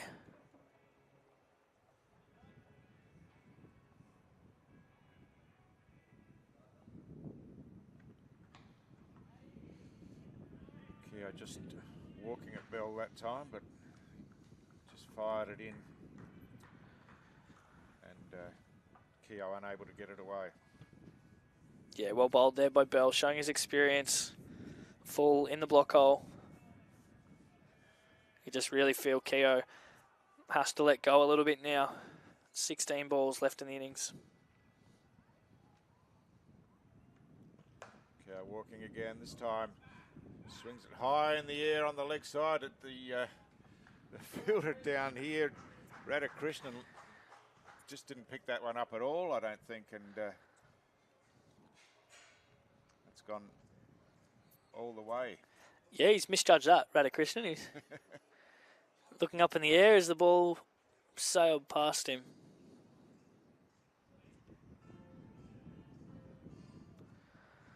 The sun here in Darwin's winter. White ball might have been lost up there. Yeah, this time hooking a lot finer, and this time one bounce over the boundary rope for a boundary 4, so just breaking the shackles here a bit, Keogh, with consecutive boundaries, and just what the ACT Comets were looking for. He'd be disappointed with that ball, Bell. Short on the hip, no fielder back. It's a bad bit of bowling there. Well played by Keogh. Moves into the 40s now. Good over this for the Comets, but they've got to keep going.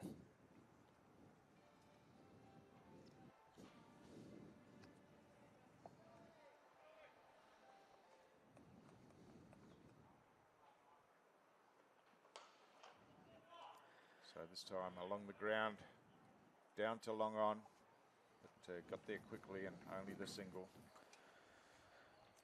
Better ball that time from Bell, full back into the block hole where he's had success throughout the day.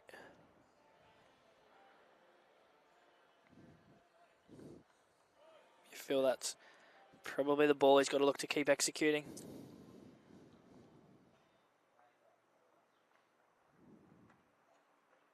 So the last ball of Bell's oval, it would have been, but it was wide outside the off stump and called wide, so he'll have to go back and bowl again. Another run to the Comets, and this is proven to be a pretty fruitful over for them.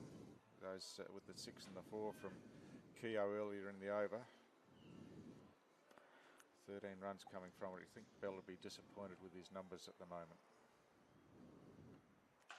This time Mearn along the carpet, down to long on, turns quick. Keogh turns quickly looking for the second run, but was never on. So a single to end the over, 14 from the over, a good one for the Comets, and Mearn keeps the strike on 24. So you think that well, Stanlake definitely is going to bowl his last over. You'd think Bell would go again to close off the innings. But as I said, I think his numbers of none for 35 would be pretty disappointed with so far. Yeah, going at just shy of 12 and over today is Bell. I'm sure the Hurricanes will back his experience in to close out in the last over.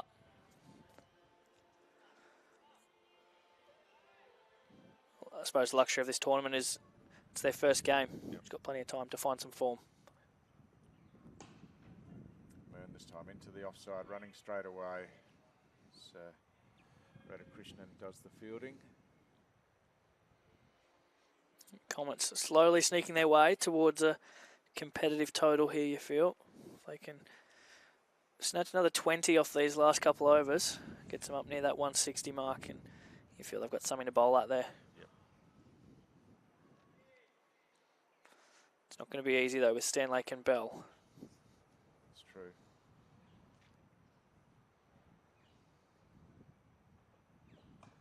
This time swung away on the leg side, diving forward, just fell short, and but managed to stop the ball from going onto the boundary, and Keogh just picks up the single. Sounded okay off the stick, that, but just didn't get any sort of distance that he was after. Big boundary out there, deep square leg region.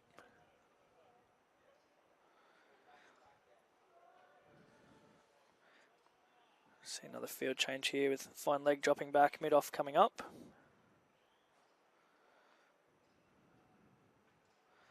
Four fielders back on the leg side. Expect to see him go pretty straight here. Short and just knocked away for a single.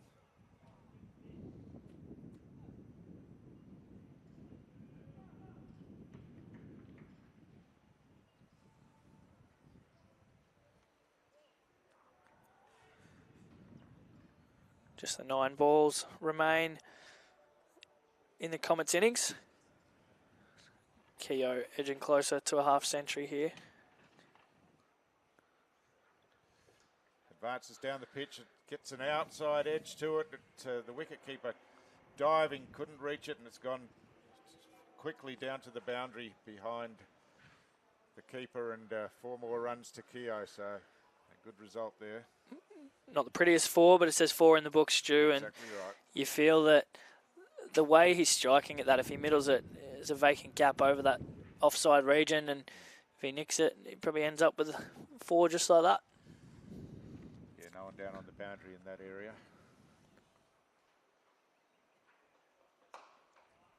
This time straight down the ground, hustling for 2 runs, going to come back, and that's pretty well run in the end. They scamper through for a second run, and Keogh retains the strike. Yeah, good bit of batting there by Keogh. Interesting to see what he does here. 1 ball remaining in the 19th over. Do you look to find the boundary, or you happy with 1 to keep the strike going into the last? Take whatever's on offer, I imagine.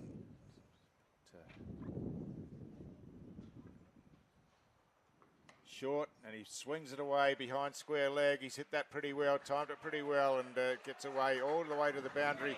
And that brings up the half century for Keogh. 52 off 36 balls. It's been a pretty good innings, and one that the Comets really needed.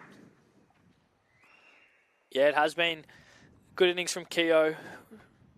Started slowly, watchful, built some momentum with a few boundaries, got a chance in the 30s, and he's made them pay so far. Yeah, you haven't really felt that he's dominated the game, but he's just kept the scoreboard ticking over, and you find him with 52 off 36 balls, which is a really respectable innings, and yeah, one over to go.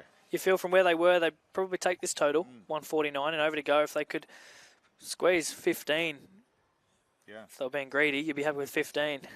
Mid 160s, definitely something to bowl at. We just see captain and bowler talk through the plans for the last over here, but they are going to back their experienced man in Gabe Bell to bring them home.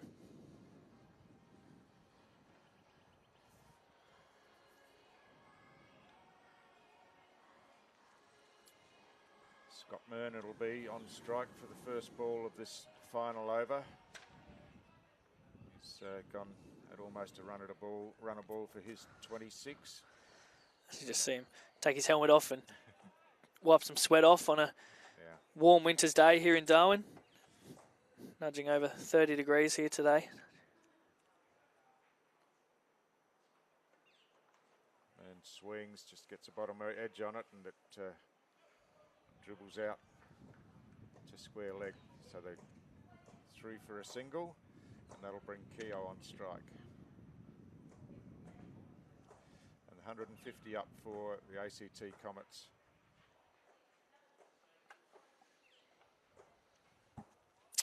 More importantly, gets the main man in Keogh back on strike. 5 balls remaining to face here.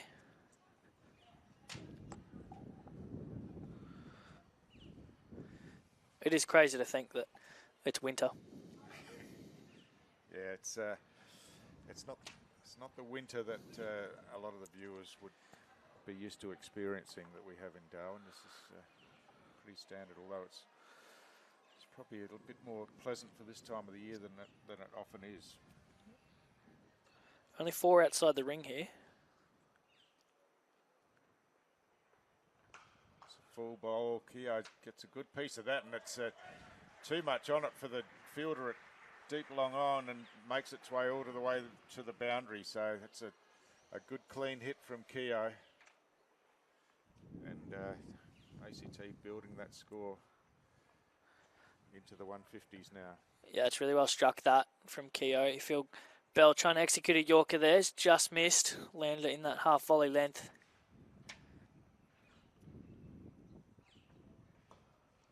Keogh back in the crease. This time works it away beautifully behind point on the offside. There's 2 fielders inside the circle there. He's split them, and it rolls away to the boundary for consecutive 4s.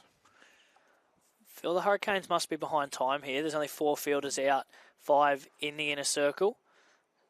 That proving costly there, as that may have been their 5th fielder out.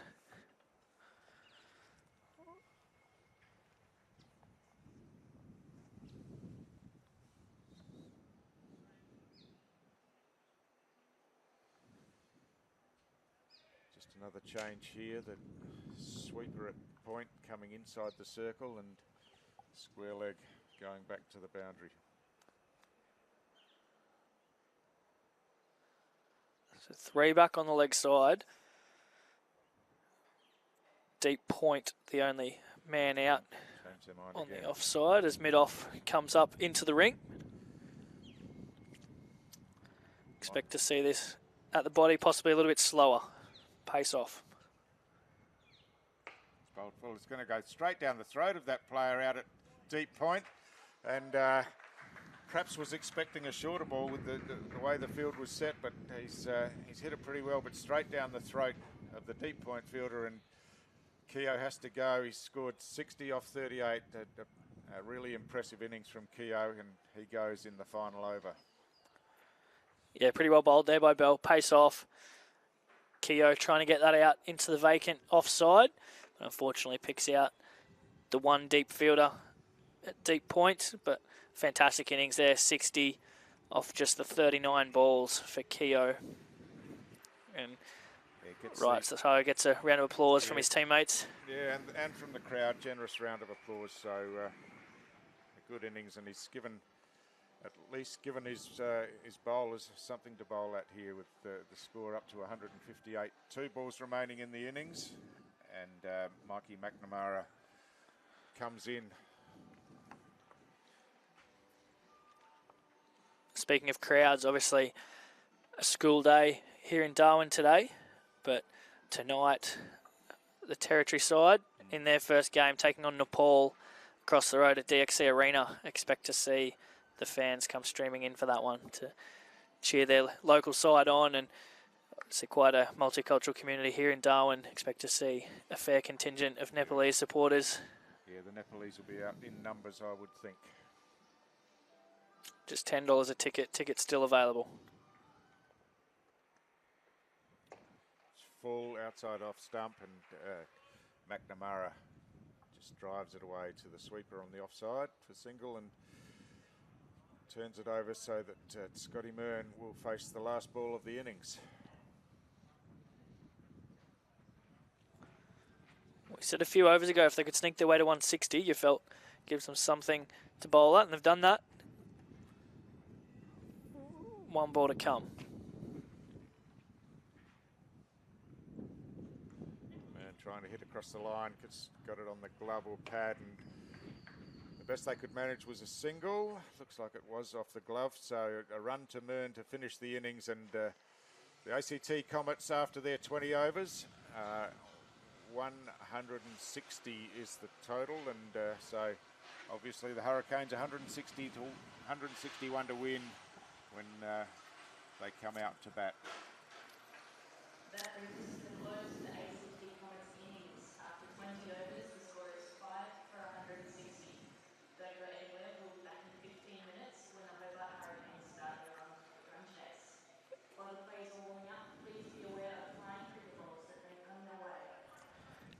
Yeah, it was a good back half of the innings there, led by Keogh. A fantastic half century. Stanlake and McMillan, the 2 pick of the bowlers, as we just have a look down the batting card there. Nick Brose, nice little start at the top of the innings, 35 off 26. Joseph, 16 off 19. Picked out the fielders a few too many times there, and Keogh made a really classy 60 off 39, and Scotty Mearn held the innings together in the back half, just playing his role. 28 not out. Yeah, that's right. And you look at the bowling figures now. The pick of the bowling, I think, was Raf McMillan. You see, just going at under 4.5 and over for his spell, and Billy Stanlake obviously had to bowl at the death, so his numbers blew out a little bit, but was really hard to get away. And really the only one that they got hold of to any extent was Gabe Bell, who went at 11.5 and over. So Just before, I had a little wind viz pop up down in the bottom left-hand side at the Hurricanes at 65% chance. What are your thoughts there? Yeah, I think that's probably a fair call. We've said what we've seen over the last week batting on this pitch, that it's a pitch that runs can be scored on, and you'd think that the Hurricanes come in with a pretty strong batting lineup, and they'd back themselves to chase down 160. Stay with us over the break as the Hurricanes look to come back and chase 161 for victory.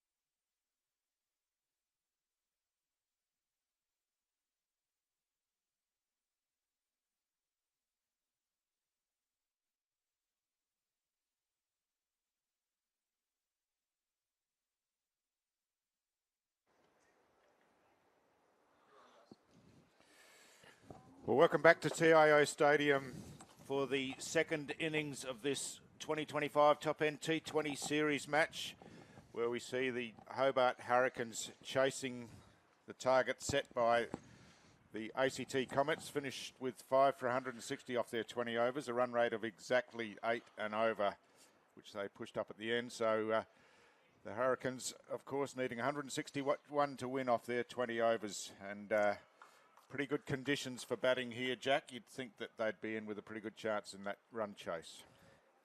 Yep, great batting conditions here today as we see Bros open the bowling with some right arm off spin.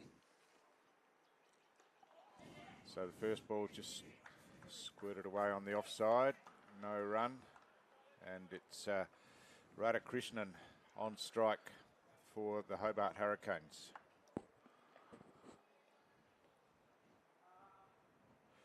Advancing down the pitch this time, straight to mid-off. They go through for the run, and they judged it pretty well. Interested to see how Presswidge goes about his work here. Brisbane Junior, played at the Northern Suburbs District Cricket Club. Brother Jack Presswidge, sister Georgia Presswidge, both professional cricketers also. Will, most known for his pace bowling, coming through the ranks, but gets a chance to open the batting here today.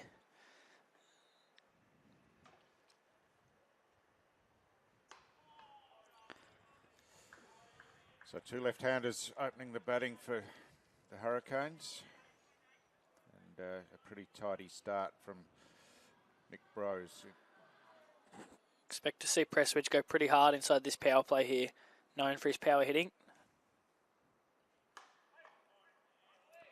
Tries to force that one away through the offside, but just straight to the fielder, no run. Generally known for his power hitting at the back end of an innings, but you feel 2 out inside the power play might suit him quite well. Goes high this time, straight down the ground. It's well struck, and it's just lobbed inside the boundary and into the boundary rope. So the first boundary of the innings comes in the first over, and it got underneath that one, got it over the infield, and just dropped inside the boundary line, and a boundary 4. Really nice shot there by Presswidge. Held his shape beautifully down the ground over mid-off.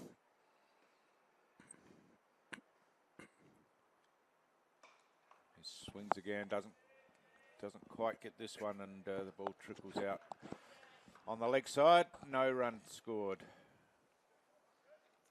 So the end of the first over.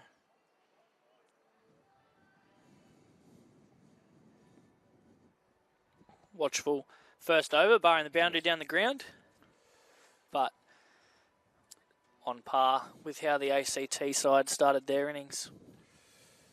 You can see 4 dot balls in that first over, just a single in the boundary. Looks like we're going to have Sam Skelly open the bowling here for the ACT Comets, and I'm told he's off to Brisbane shortly to play in the T20 Max competition they've got going on down there. He'll be playing for the Northern Suburbs District Cricket Club.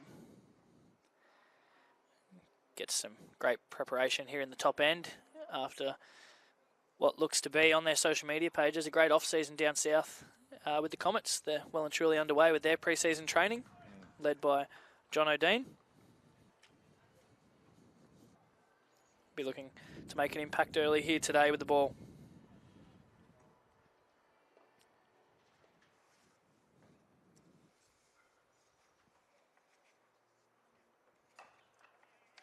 Skelly's first ball just turned away on the onside by Radhakrishnan, no run taken.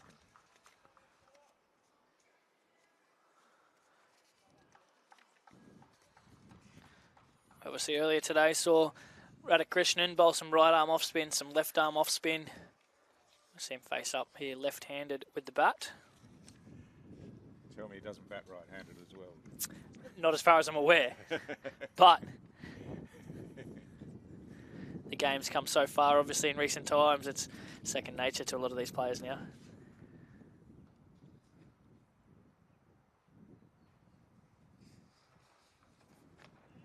Just worked away behind point and a single taken. So Radhakrishnan moves to 2 off the 4 balls that he's faced. And Prestwich will be on strike to Skelly for the first time. He might appreciate some pace on here too, Prestwich, I think. Skelly coming off the back of a strong season down in New South Wales, playing his Premier Cricket down there. 63 wickets at an average of 21. 3 5-wicket hauls. Not bad return on investment there.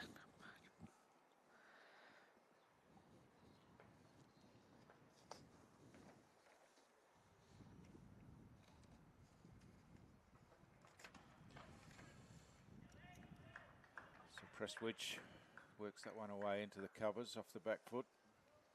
But again, no run scored. It's a pretty tidy start from the Comets bowlers.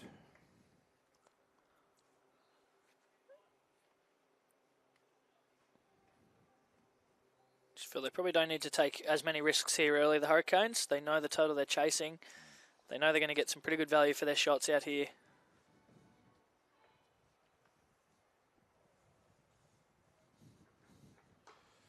Prestwich swings away at this one, just off the bottom edge into the pad and ran away behind square leg, and they get through for a single. I do really like the look of the Hurricanes' middle order here today.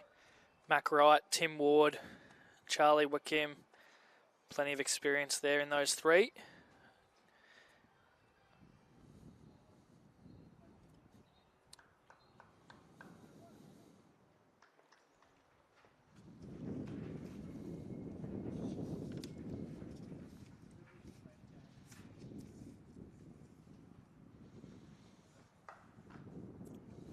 Radhakrishnan works this one through the vacant point area out to the sweeper coming in from the boundary line. So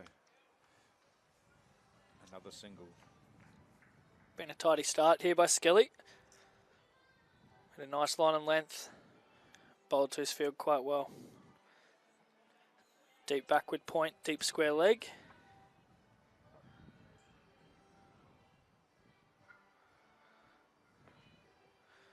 A few more fans starting to roll in to watch some cricket.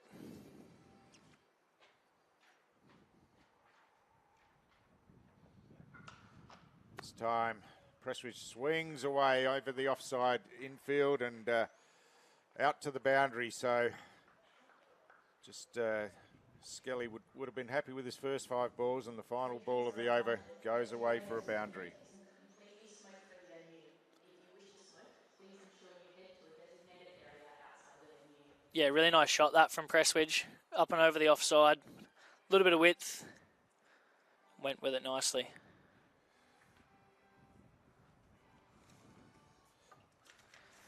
Looks as though we're going to see Dave Doobie into the attack.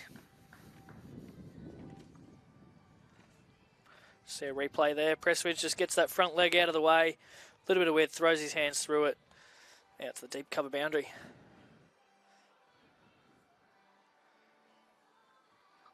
Dave Doobie played a bit of club cricket, as I mentioned earlier, for Waratah Cricket Club last year. Opened the bowling for them there. Took a few wickets, so he's got some experience playing in similar conditions here in Darwin.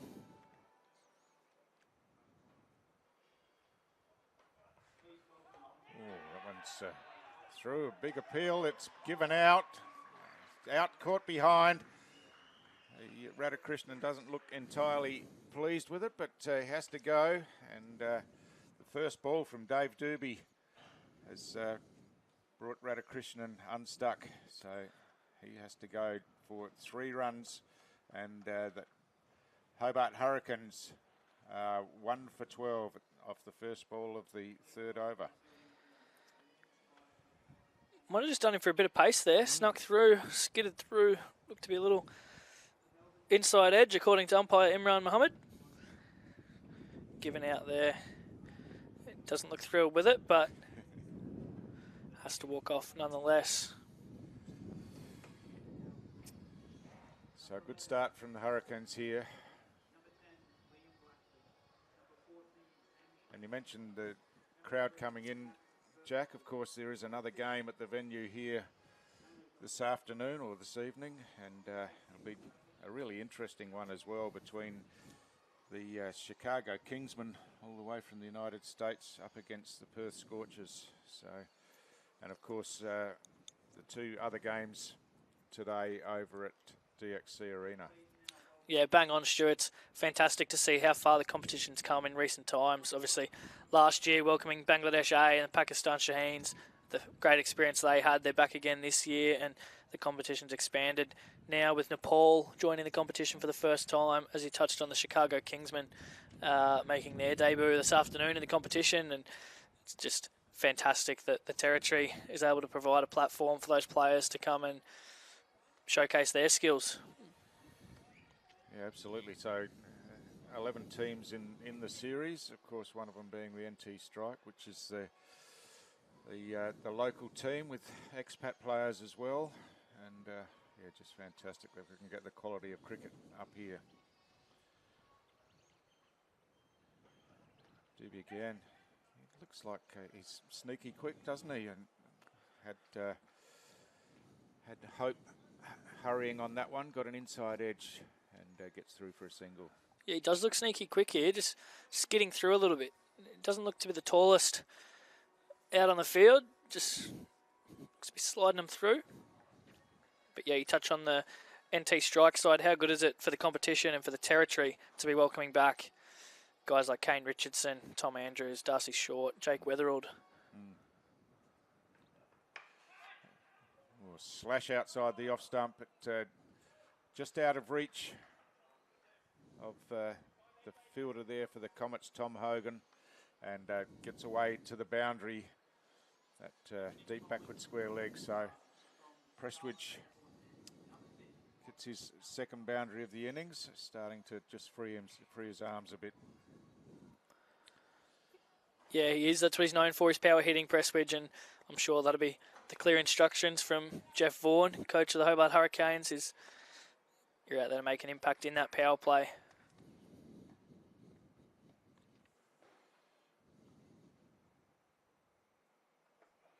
Prestwidge coming down the track this time and hitting it hard to mid-off, but well fielded there, and they run through for a single. He just seems to throw his head in the air there. He's disappointed that didn't go through the field for four. He got a fair piece of it, but nice bit of fielding there by Scotty Mern, the ACT captain.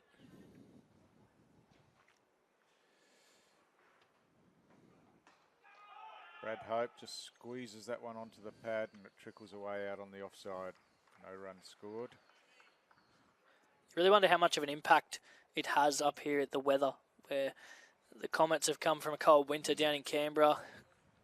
Hobart Hurricanes have come up from Tasmania in the cold, and obviously some of the players have been playing some local cricket here in Darwin, adapting to the conditions where it's 90% humidity and 32 degrees plus every day.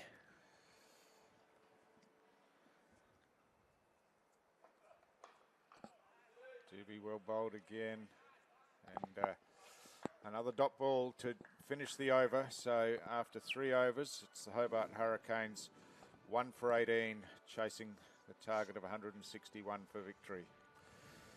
Yeah, it is. It would be a factor that the weather take a bit of acclimatisation. You'd think perhaps even some of those some of the Asian teams that are here might get a bit of an advantage from that. They'd be more used to the humid type weather that we have, even though they're probably coming from the colder part of the year at this time. Absolutely, as we've got last over the power play here, going to be bowled by Isam Rahman, currently playing for Tracy Village in the Darwin local competition. Opened the batting and missed out earlier today, but gets a chance to bounce back with the ball here. Prestwidge swings away. It's straight down the throat of the fielder there. He'd be disappointed with that. And the catch taken by Jake Smith. Just out inside the circle, out at mid-wicket there. And you can see him trudging off now. He just didn't catch that one as he would have hoped, Jack, and has to go. Yep, does have to go there, Prestwidge. Nice start. Got a couple of boundaries away and probably disappointed he didn't get that one away. It was there to be hit, but Rahman strikes instantly. First ball, caught by Jake Smith, his Tracy Village teammate.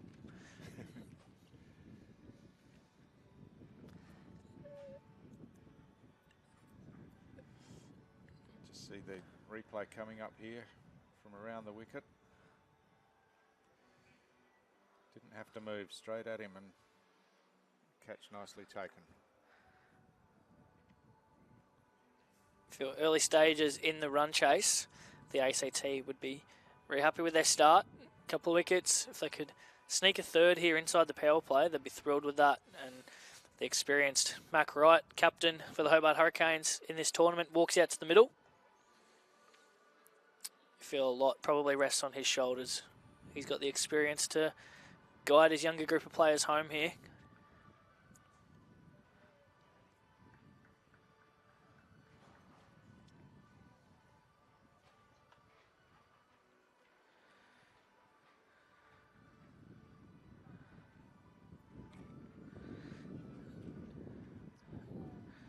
Rahman just working out his field here. He's going to go with deep mid-wicket, deep backward point by the looks.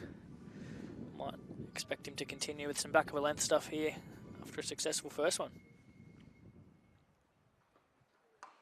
Rahman's one outside the off stump, just dabbed away to point, and the captain is Mac Wright is off the mark with a single. Brings Hope back on strike.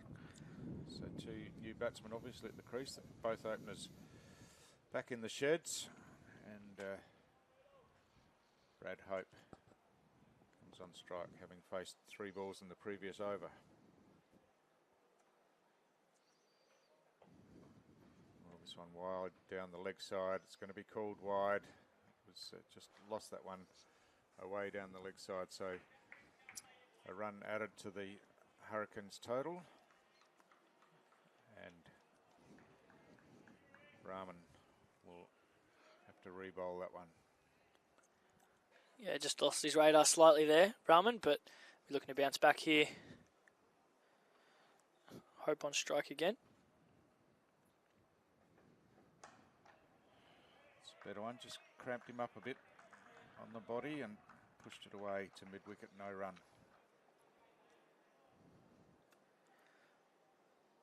He's only played a couple of games in the club competition up here, but had some instant success. Scored at 80 in his first game out in clubland and taken a couple of wickets. He's taken the new rock as well, and obviously has a chance here with a pretty new ball to continue making further impact.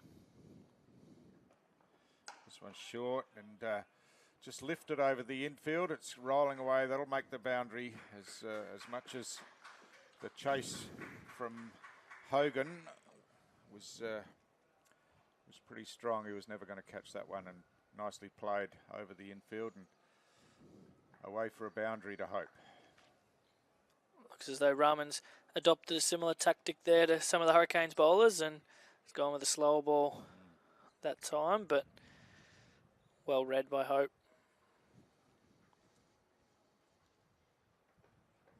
This time on the front foot, but well bowled, couldn't get that one away, and fielded off his own bowling by Rahman.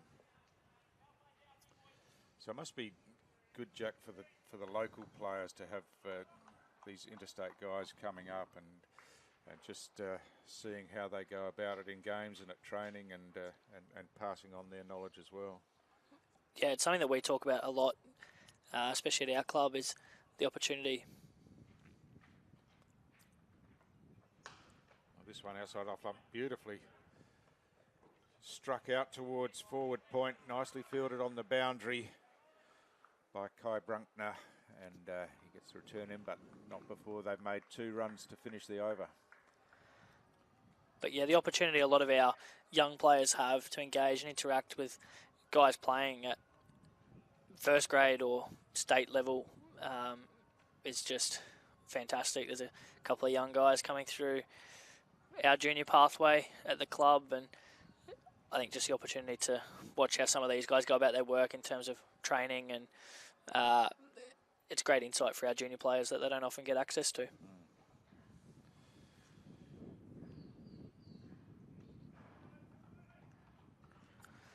Looks as though we're going to see Kai Brunkner into the attack here.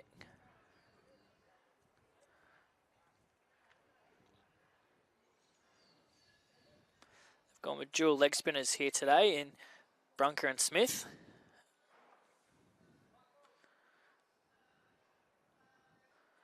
So the end of the 4-over power play now means 5 fielders outside the ring. At the moment, we've got a deep square leg, deep mid wicket, deep mid on, deep mid off, and deep cover point. Brunker to start his spell.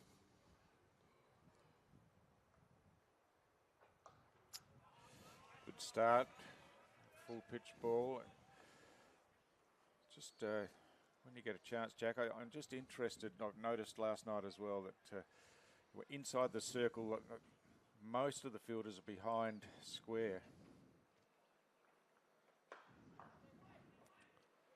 Seems to be a pattern with not much inside the circle in front of the batsman. Yeah, I think especially against a turning ball, look to see batters these days take on those reverse sweeps and sweeps quite a lot. This one's short, pulled away, didn't quite catch it, so just trickle out and the single taken.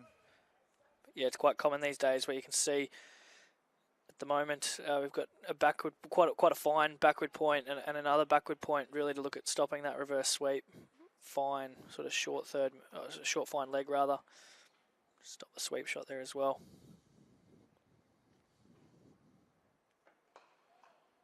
Driving off the front foot, but straight to the single player inside the circle in front of the batsman. Brunker probably happy to concede one down the ground here, trying to spin one past the bat if he can. Just like that. So Hope just trying to give himself a bit of room to work it out on the offside, but it was went through pretty quick.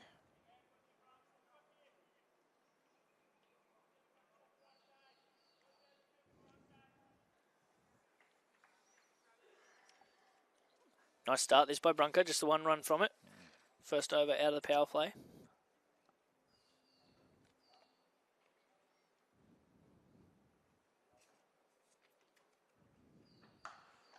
Pulled away this time, out to deep mid-wicket, but fielder out there. Skelly tidies up pretty easily, and they're through for a single to finish the over. So a good start by Brunker, just conceding the couple of runs off his first over. Along with Northern Territory Government, Northern Territory Major Events Company, Bet365, Airport Development Group, DXC Technology, Thrifty, Kookaburra, Territory Sports Medicine, and Gatorade.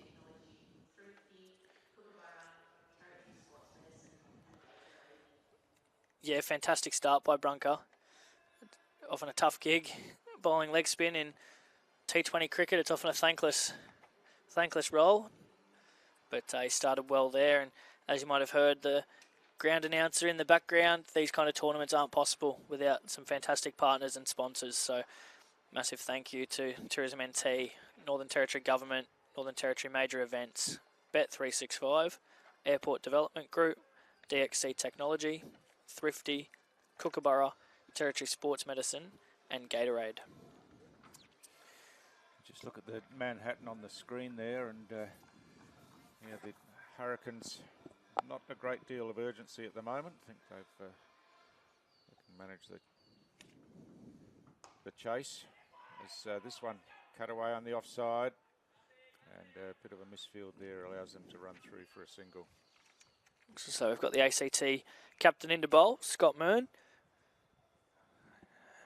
Haven't seen too much of his bowling.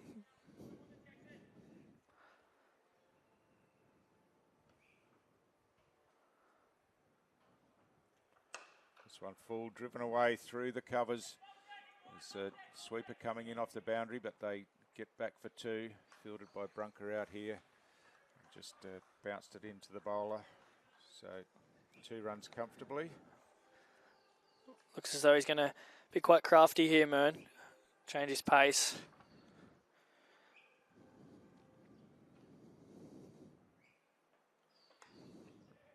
Right this time down the pitch, but just guided away to short third man inside the circle, and they get through for a single again. Actually, deceptively tough to face here. He's not the quickest on the ground, but by a nice line and length, sometimes that little bit slower pace is harder to get under. Another drive through the covers, and again, Brunker out there to tidy up. Just a single this time. He is in off the boundary about 15 metres. You feel the Hurricanes still have a fair bit of experience to come. The Comets are going to have to keep taking wickets here. All right, just trying to guide that one down. Perhaps a bit more of an edge than he was hoping for, but it's going to go right to the boundary. It's chopped off in the end. Some good teamwork down there, and they get back for a third run. So good running, and just neatly played down through the slip area. Yeah, nice little touch there from Wright. Semi-intentional, but I think you're right. Probably a little bit finer than he would have initially hoped. This one a bit shorter, pulled away out through mid-wicket. It's getting out to the fielder fast, and so they'll only be able to get the single from that ball. And that ends the over from Mern, one in which runs were scored off every ball, but 9 runs in total from the over. Yeah, 9 runs coming from that over. Good over for the Hurricanes. We're going to see Brunker continue by the looks after his successful start.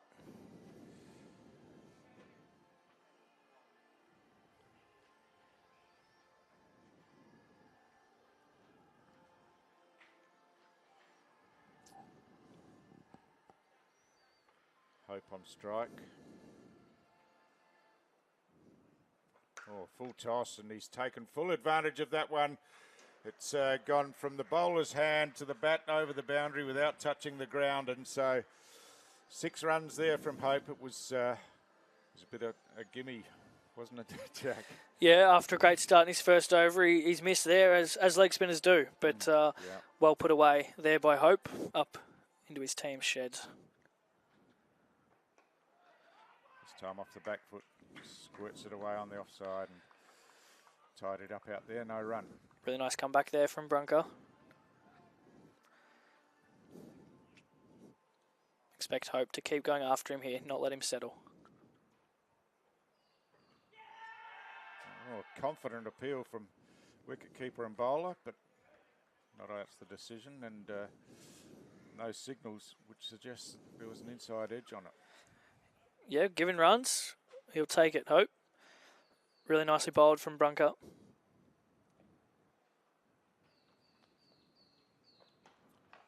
Oh, full ball, well bowled again.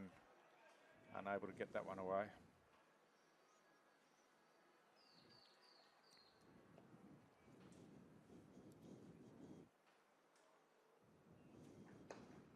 Right off the back foot, punches it out to deep extra cover, and just for a single once again.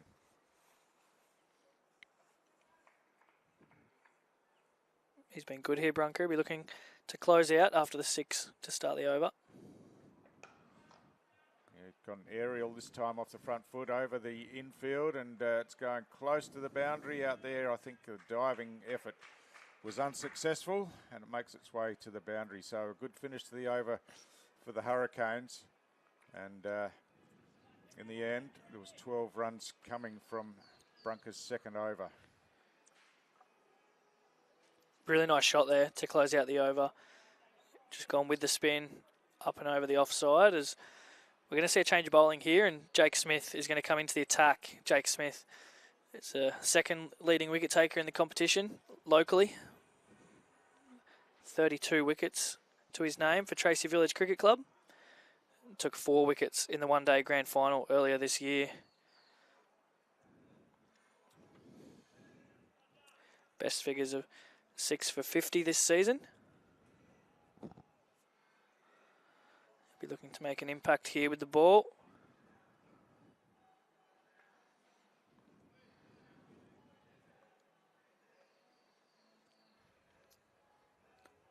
Jake's one of those players that we touched on earlier that's shared a lot of his experience with the younger players, and as well as a senior group at training. short, punch through the offside, out to the sweeper Brunker, and an easy single. Looked a fair bit slower there from Smith compared to Brunker at the other end. Looks to just take a bit of pace out of the ball there.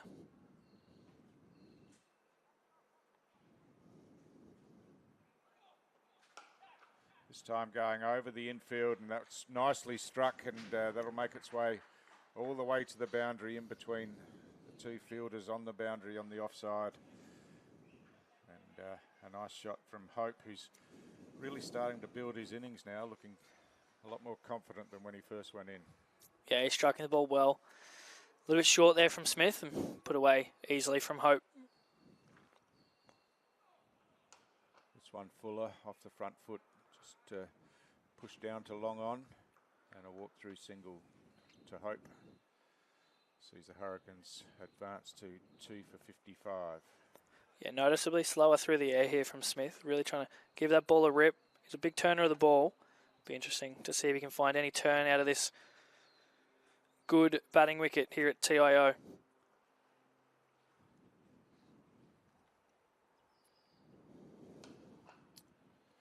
Full ball again, and again works straight down the ground for a single.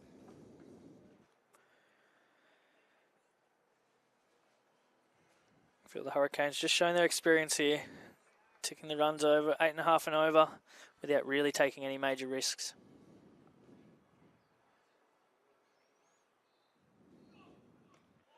Oh, coming down the pitch this time, Hope, but well bowled by Smith, and tidies up with his own fielding.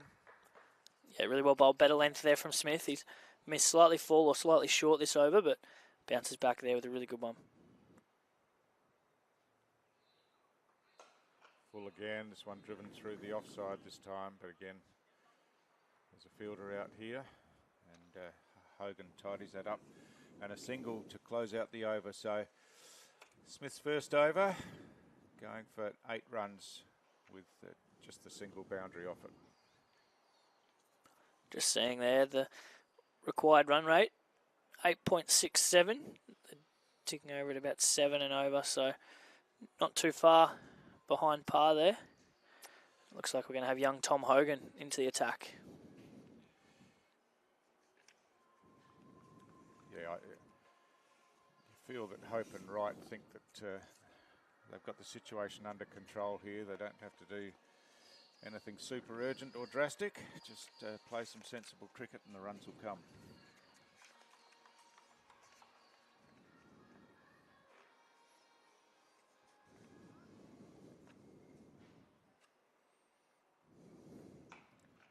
Just a bit short there, it's cut away. Just the single out on the offside. Left arm off spin here from Hogan, who's been selected to play in the Australian under-19 squad against India in Brisbane in September, after a strong under-19s national championships last year. This one full, worked away on the onside, down to deep mid on. Again, just the single. Just noticeable how many more singles there are here in this innings already compared to the ACT innings. Just looks as though the experience is shining through here slightly. Oh, a bit short of that one, and a bit quicker as well, I think. So well bowled by Hogan. Got through Hope. Did hope a little bit there. Looked a little bit of extra bounce, bit of spin maybe.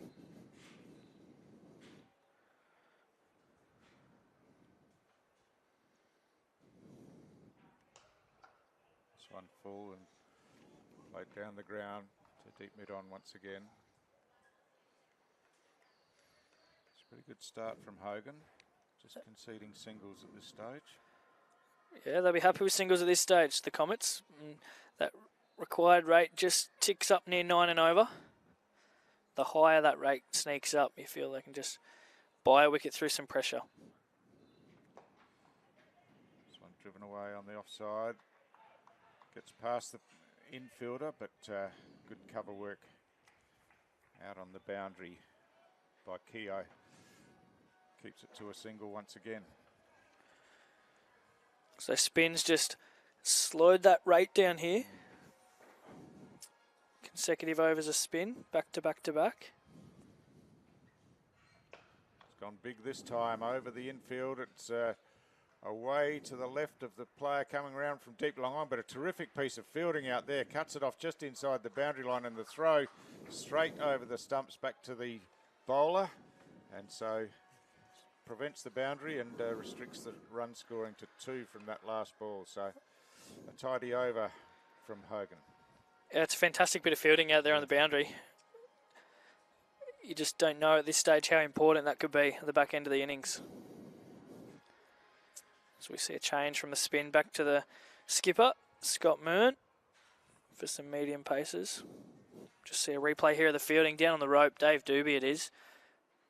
Does really well out there. Yeah, fantastic. The footage has been great so far in the 2 matches we've had. This one worked onto the onside. They're pushing hard to come back for the second. Great bit of batting. Yeah, terrific running. There was no hesitation at all. They both players on the same page. Knew exactly what he was doing then the second he hit that. No fielder inside the ring on the leg side, barring short fine leg.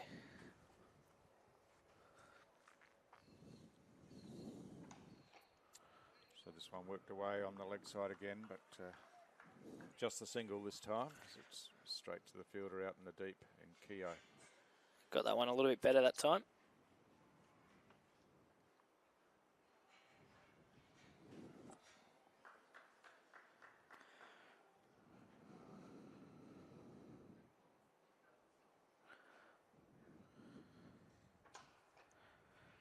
Again, just worked away on the leg side. Hope happy to take the single.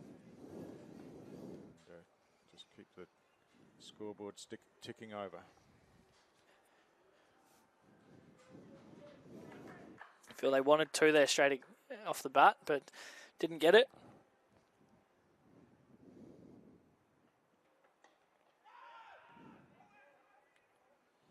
Dabbed away on the offside this time. And quick call of no.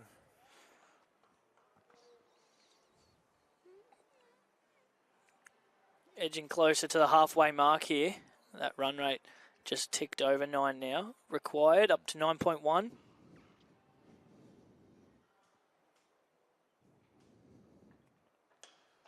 Right this time, straight down the ground. Just a single on offer.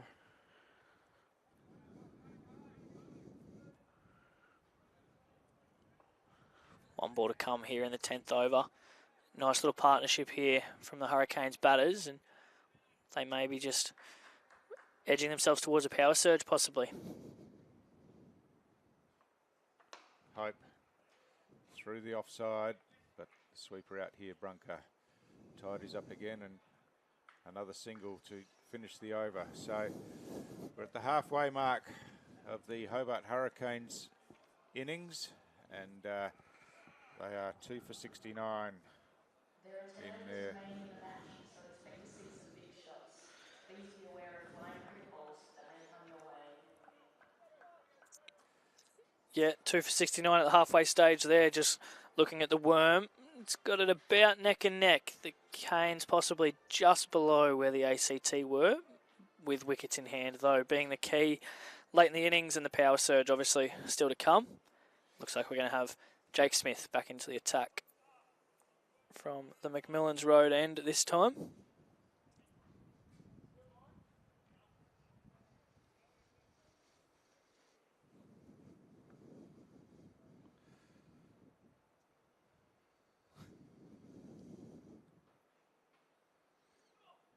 Smith full, it's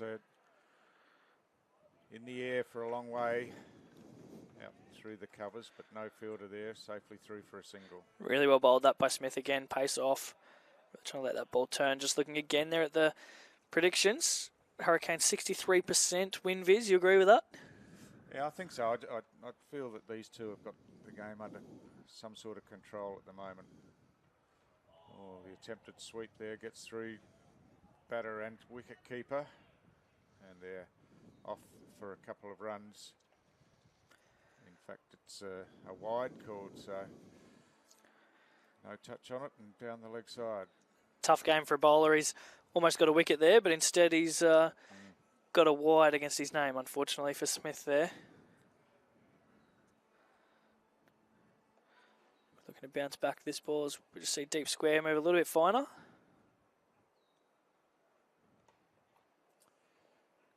Just nudged into the leg side. And Smith does his own fielding. Looks to be finding a little bit of rhythm here, Smith.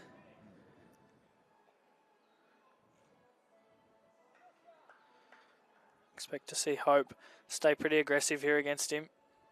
35 off 28 at the moment.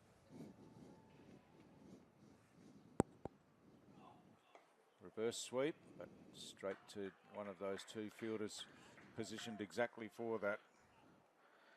Smith would know that shot all too well. That's one of his trademark shots, the reverse sweep.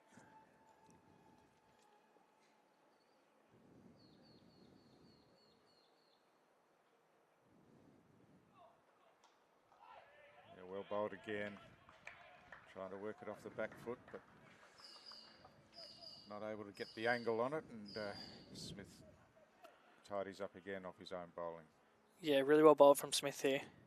Looking to close out his last two balls this over. He's been good this over. This one's short. It's in the air. There's a chance here as the fielder comes around. Oh, terrific diving effort, but just got away as he tried to get it on the second grab. And yeah, it was Sam Skelly down there. Made good ground, but just couldn't hold on to the catch. Unlucky there for Smith. It just looked like he lost his footing right at the last moment. Tried to take the catch on the ground almost. Unlucky for Smith.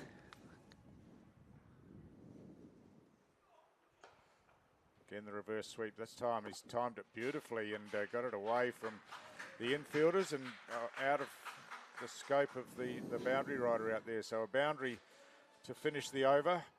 11 overs gone in the Hurricanes innings, and they move along to 2 for 80, so they're exactly halfway in their run chase. It's one of the more disappointing sights for a bowler, you feel. Drop catch, and then, as is often the case, the next ball goes to the boundary. So we just get a replay there. He's taking that from right outside leg stump to behind point on the offside for 4.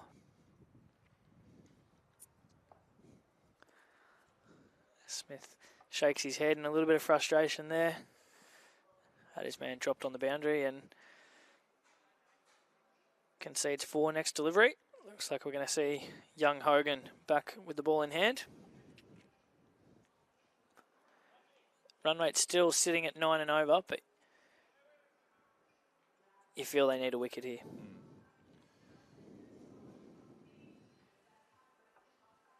Yeah, these two at the crease doing it pretty nicely at the moment.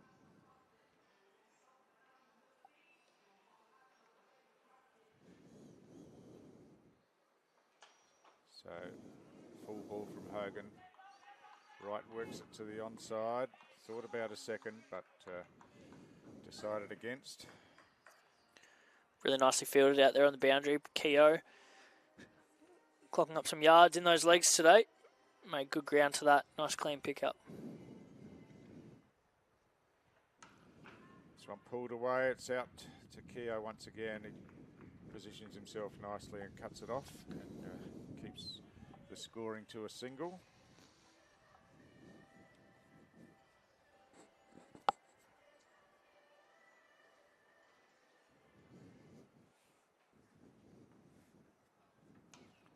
Hogan full again. This time right. Again, thinking of the second, but not really on. So Hogan again, like his first over, just conceding the singles at this stage.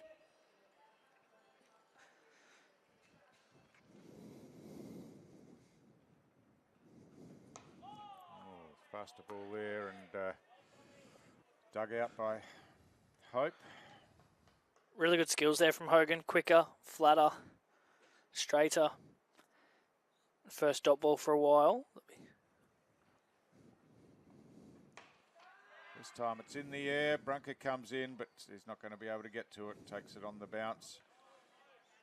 And through for another single. Though they haven't got away yet, but you just feel the Comets need to build some more dot ball pressure. Just rotating the strike comfortably without taking any risks at this stage. And this time straight to the fielder again. So a really tidy over from Hogan. Just the 4 singles from it.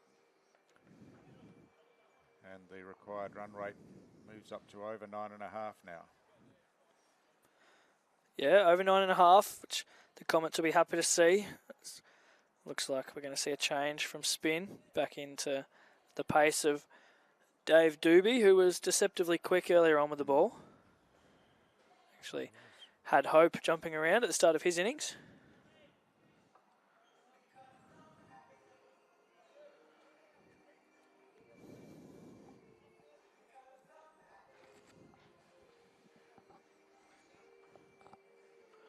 Two for 84 off 12 overs here on a beautiful day in Darwin. Hurricanes needing 77 from their last 8 overs. Game well and truly in the balance here.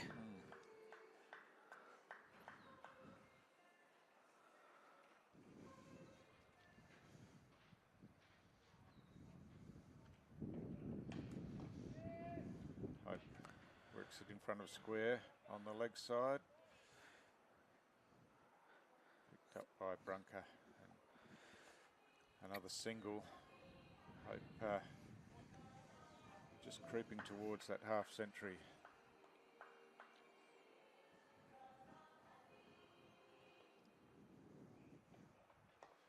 Right, goes the scoop over the leg side, and Hogan just was always trying to reach behind him, couldn't get to it, and the ball runs away and reaches the boundary. So a bit fortunate perhaps there, right, but in the end, it's 4 runs on the board. Possibly a poor miss there by Hogan. Might have just misjudged that slightly. Feel like he was backpedaling, trying to keep up with the ball. If he could have turned around, possibly may have got to that ball a little bit easier. Right, this time works it away out to deep mid wicket and through for a single.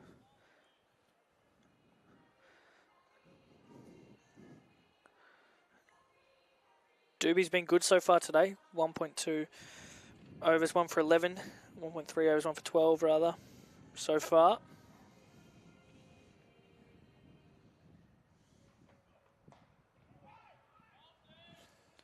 Chops that one into the ground on the offside. No run. Much needed dot ball there for the Comets. They'll be happy with that. Every dot ball, you just see that scoreboard sitting opposite us. That required run rate just ticks up after every dot.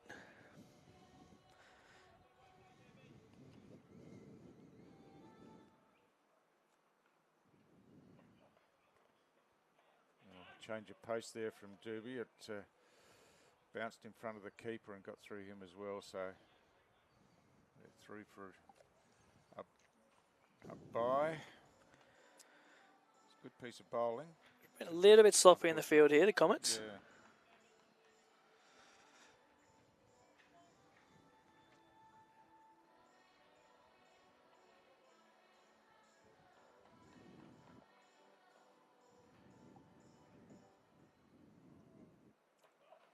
This one full and right going over the top, but cut off at deep long off for just another single. So a pretty good over once again from Doobie. It's gone for 13 runs off his 2 overs so far. Just the 8 runs off that over. Yeah, that run rate pushing 10 and over now almost. To 9.86 and over. I'd like to see an update on that little win viz. Where would you have that sitting? Are you still 63% to the Hurricanes, or have you swung a little bit? I think it's still in their favour. They haven't lost another wicket. The 2 batsmen are pretty set as we see the power surge coming in to play here. So this will be interesting. You get the feeling these 2 overs could determine the game one way or another. Of course, plenty of wickets in hand still, so no panic from the Hurricanes at this stage. They'll be feeling like they've still got some sort of control over this game. You feel they'd like to knock that required rate down to below 9 at the end of this power surge. They'll be looking for 25 off the next 2 overs, you feel, to knock that required rate down. Looks like it's Rahman coming back on to bowl. Yeah, it is Rahman to bowl. Chatting with Captain Scott Mern about his field. Looks as though they're going to settle with deep point, deep forward square leg. Interesting field here. He's got 2 behind square on the leg side inside the ring. A short backward square and a short, as I say that, short backward square is moved out.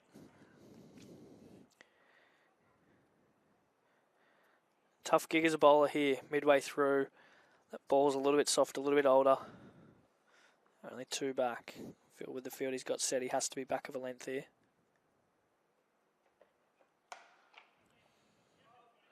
Smack down to mid-off. Just a single.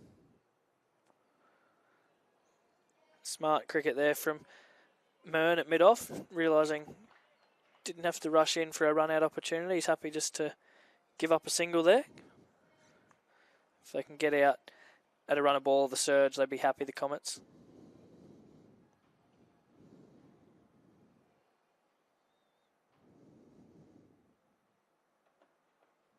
Oh, that one wide down the leg side again, and they scamper through for a run as well as the keeper McNamara just struggled to glove the ball on the bounce just in front of him. So not really what was required from the Comets or wide at this stage. No, poor miss there from Rahman down the leg side with no real protection behind square there. He's got to be back of a length outside the off stump. This one full. He's gone aerial out on the leg side, and a good attempt to field out there by Keogh, but just couldn't control it, and it gets over the boundary line for 4. Nice strike though. Yeah, well hit there by Wright. 7 coming from just the first 2 legal balls of this over. It's a nice start to the surge by the Hurricanes.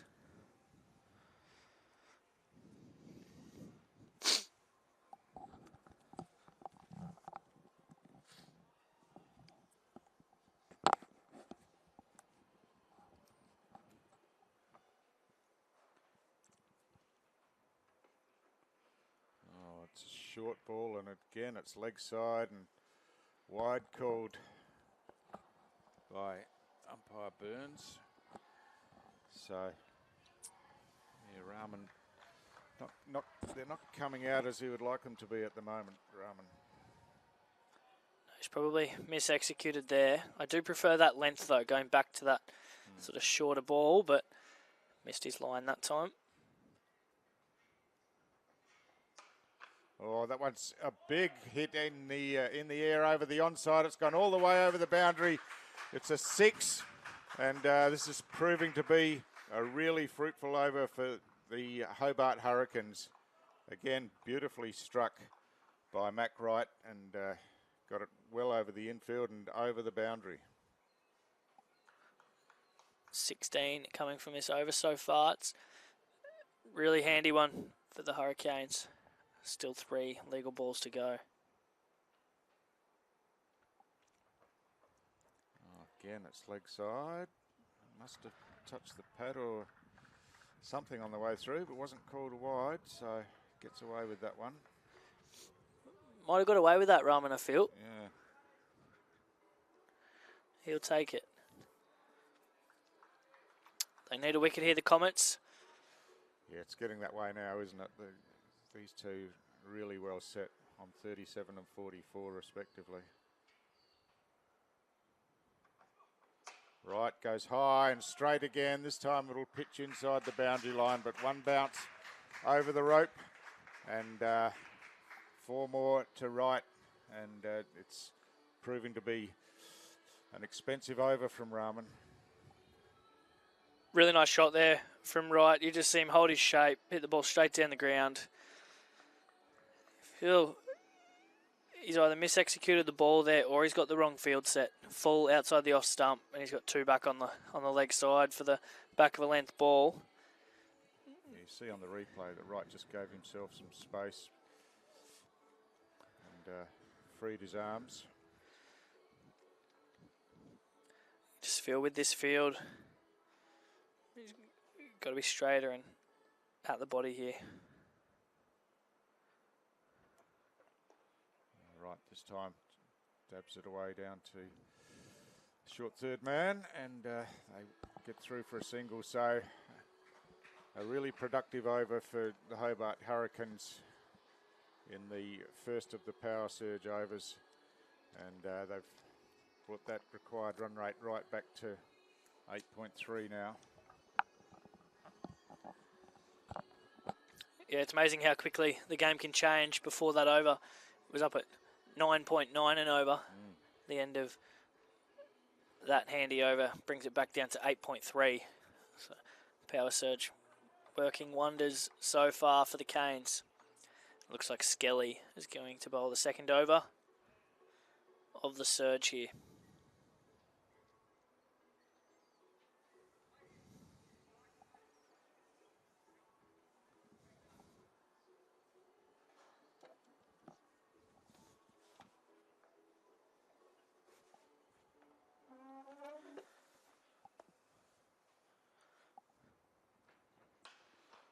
Full ball, and Wright goes down the ground. A bit of a misfield out there, and that allows Hope to come back for the second run. And as you said, just a couple of untidy things from the Comets in the field, releasing the pressure.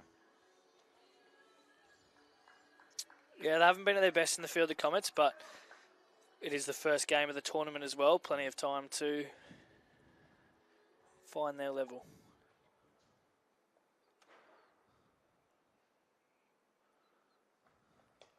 Full leg side. Oh, it's gone straight from bat to hand, and again, it's Hogan down there that just couldn't hold on to the catch, and they get through for another single. Should have been taken, you would think, Jack? Yeah, should have been taken at this level. Unfortunately, Stu, it's poor miss there from Hogan, but we all drop him, and no one tries to drop him. But unfortunately, this stage of the game, that could hurt them. Dropping Wright, the captain, most experienced player for the Canes. Would have come at the right time, middle of the power surge. Looks like Skelly's changed his plans here. He's going to bring deep square leg up, drop mid-off out, leaving cover point and mid-off out. Expect to see this a little bit fuller outside the off stump.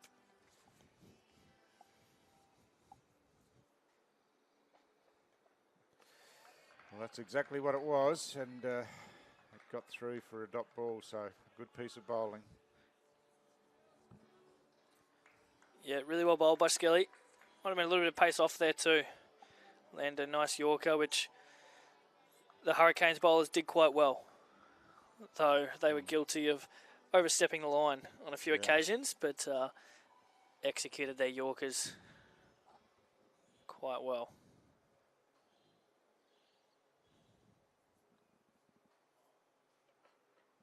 Oh, that's a full pitch. Is swung that one away behind square leg, and it's going all the way again for another 6, and that brings up the 50 for Brad Hope. Goes to 50 exactly with that boundary 6, and it's been a good innings. He came in early in the innings, and he's really built his innings, hasn't he? Yeah, he has. He's built a really nice innings, Hope. He came out quite aggressive, went hard early, and then ran himself back in a little bit and picked it up again.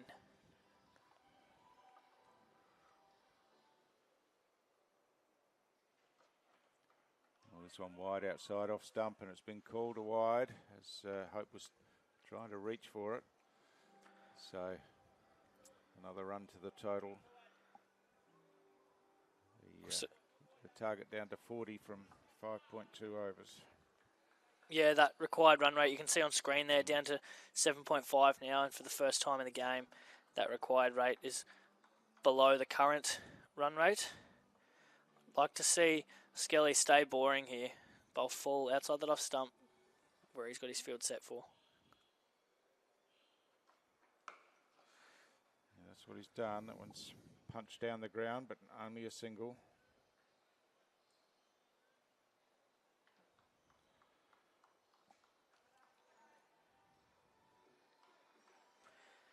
Yeah, just feel he strayed from his stock delivery here this over. The ball that went for 6, he went slow and straight after having some success. Pace on, fall outside the off stump. But I'd like to see him stay patient, stay boring out there. And I'm no bowler, but see this fall outside the off stump again. Yeah, it's driven down the ground, but well cut off. They get through for a single to finish the over. So after 15 overs in the Hobart Hurricanes innings, they sit at 2 for 123. 132, requiring 38 from 5 overs to win. So you just heard over the PO, 38 from 5 overs to win with 2 batsmen set at the crease. Hope on 51, Wright on 46. And you would think to have any chance, the Comets would need to take wickets quickly. Yeah, you just look at the over by over there, and you just see that one big over in the 14th by the Hurricanes. Comfortably the biggest over of the match, up near 20 runs from the over. Noting ACT's last 3 snuck them up to quite a handy total. And from where they were in their batting innings, the Comets, they'd take the 160 they were given. They're going to need something special here now, though, from Hogan. Young left arm off spinner. We just see the wind veers updated there in the left. It's got the Canes at 93% now.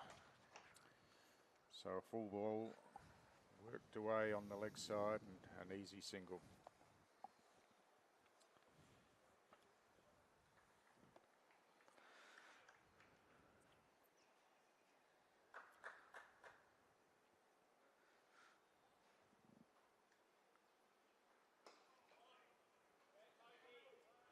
No run this time. Hogan disappointed that he's picked out the fielder at backward point.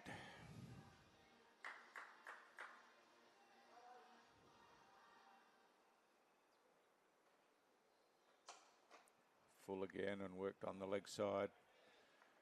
Another single. Just feel that Hogan's been pretty tidy, only conceding singles to the main part, but really hasn't threatened to take a wicket, I don't think.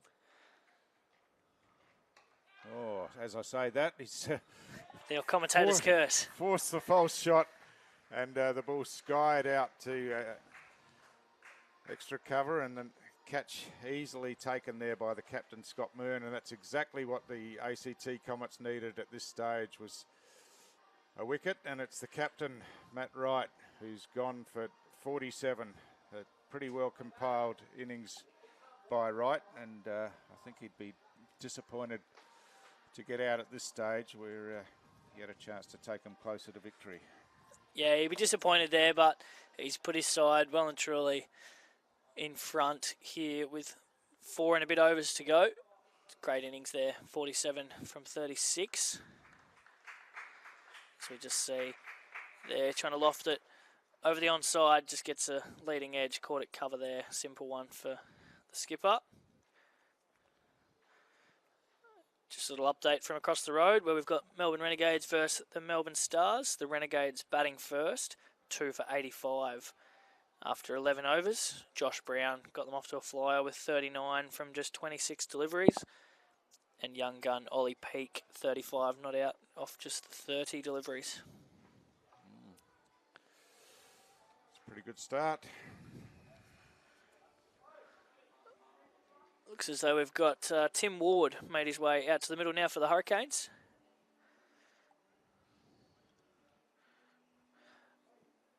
In and around the conversation at times to open the batting for Australia. There were calls for that in red ball cricket after some impressive scores at the top of the order for the Tassie Tigers. Different role here today.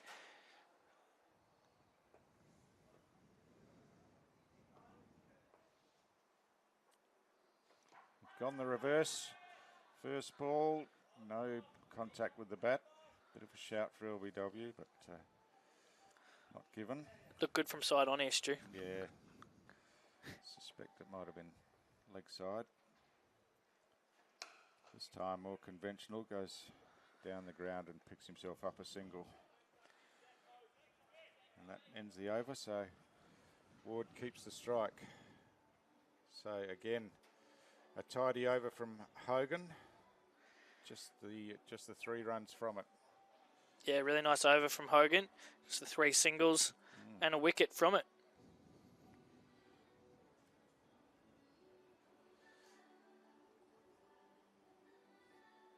Comets going spin again here with Brunker back into the attack. Yep, looks as though they were going spin to win here late in the piece.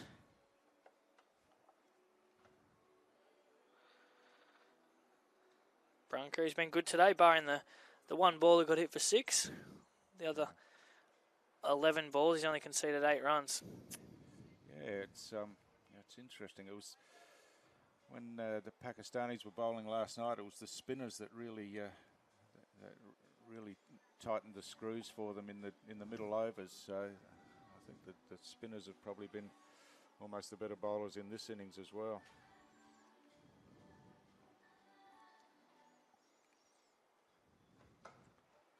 Full and worked away on the leg side. Scurrying, looking for 2. They're coming back. The throw comes in, but through pretty comfortably in the end. 2 runs to Ward.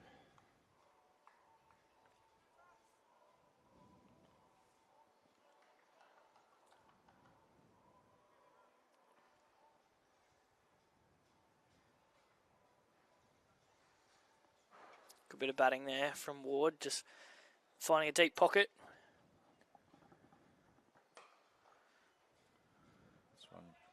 Worked out into the leg side. They're coming back for the second again. The throw comes in.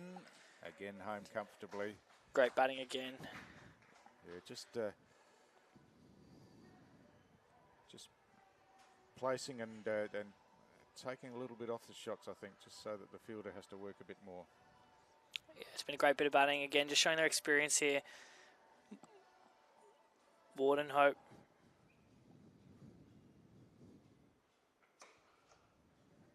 Time a full toss and hits it out more firmly to the fielder out in the deep, and just a single as a result.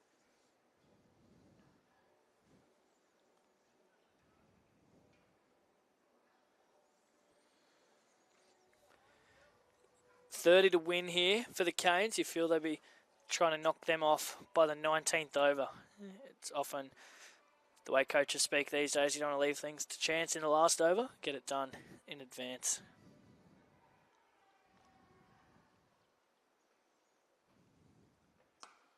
Hope hits it firmly down to deep long off, but just the single as a result.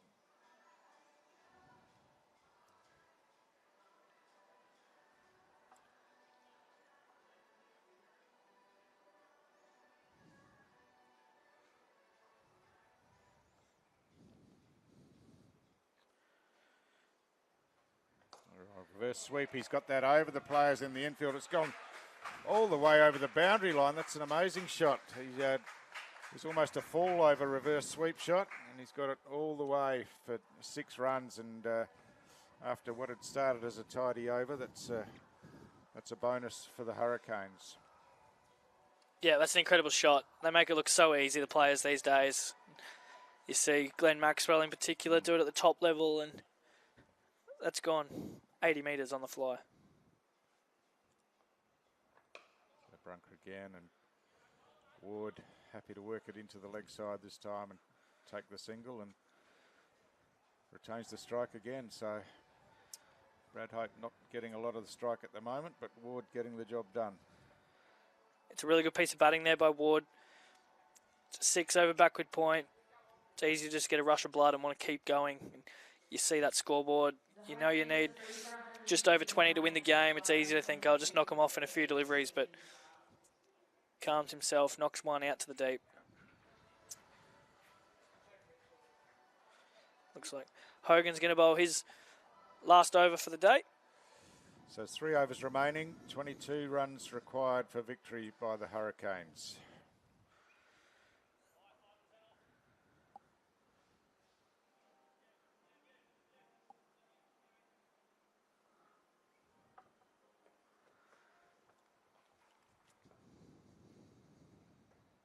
Oh, just scoops that one over the top. Cleverly played by Ward. It goes straight over the wicket-keeper's head, basically. It goes close to the boundary out there. Good chase in the end. But 3 runs added to the total.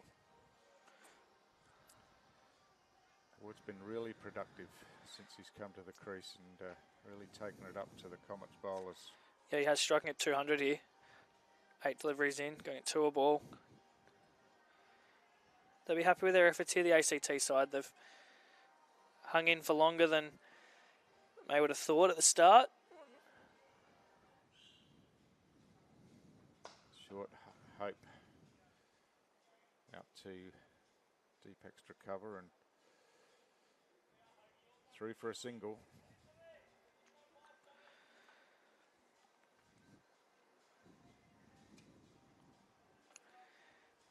You just feel 18 runs now, 2.5 overs. They're smart, they can get there without any risks taken.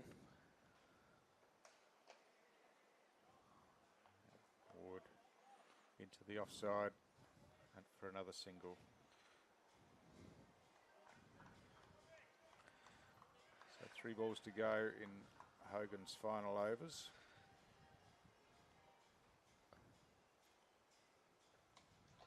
Hope this time, bit of a slog sweep along the ground out to deep square leg, gets himself a single again. So Hogan has produced pretty respectable figures of 1 for 19 so far.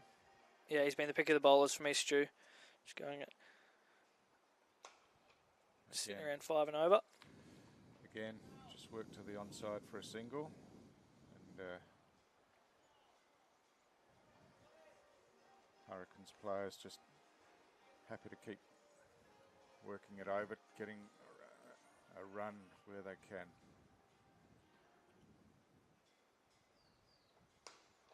Again through the offside. Hogan pushing hard on the first run, but they decide against, and just a single to win the over. So a good spell from Hogan. 4 overs, 1 for 21, and with 2 overs remaining, it's the Hurricanes needing 14 runs.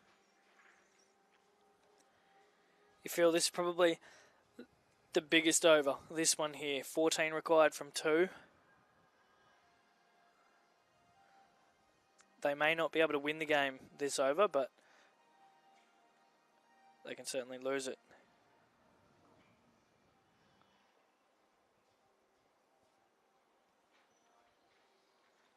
It's going to be Skelly take the ball again for the Comets. If they can't find wickets, they're going to need some dots this over.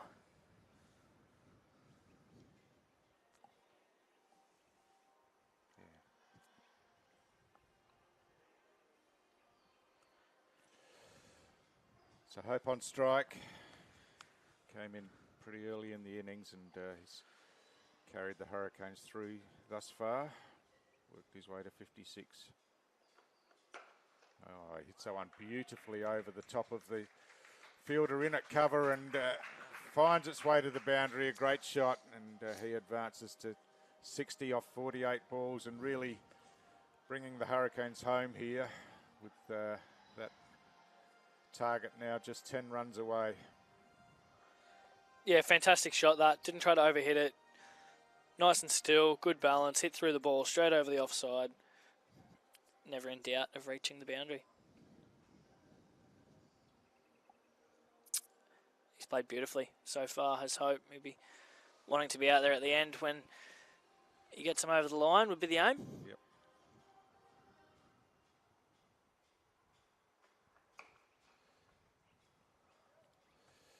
This time forward a point out for a single, and yeah, he hasn't had to take too many risks. He's just played nicely, taken the opportunities when they're there, and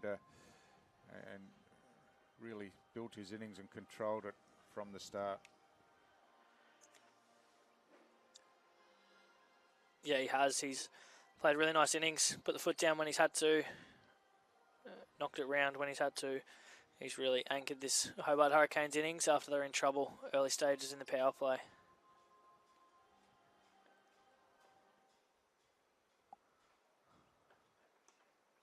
Oh, Ward just trying to open the face of the bat and work it down to third man, but no touch on that. See the two players inside the circle, backward of point. Yeah, really well bowled from Skelly. He'll be looking to get out of this over to give his last bowler as many runs to play with as possible.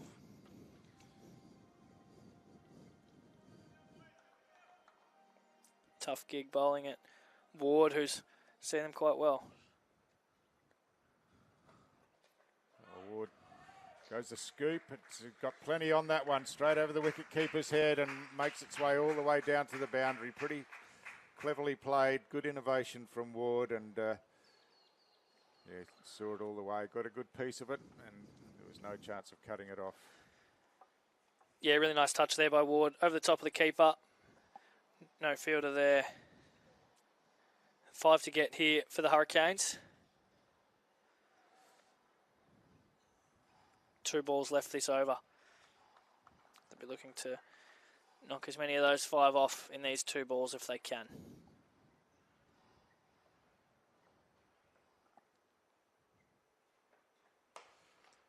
It's gone in the air out on the leg side this time, and they'll come back for an easy 2 runs. So, yeah, Ward's been really impressive. Just the moment he walked to the crease, he's struck the ball beautifully and played some clever, innovative shots as well.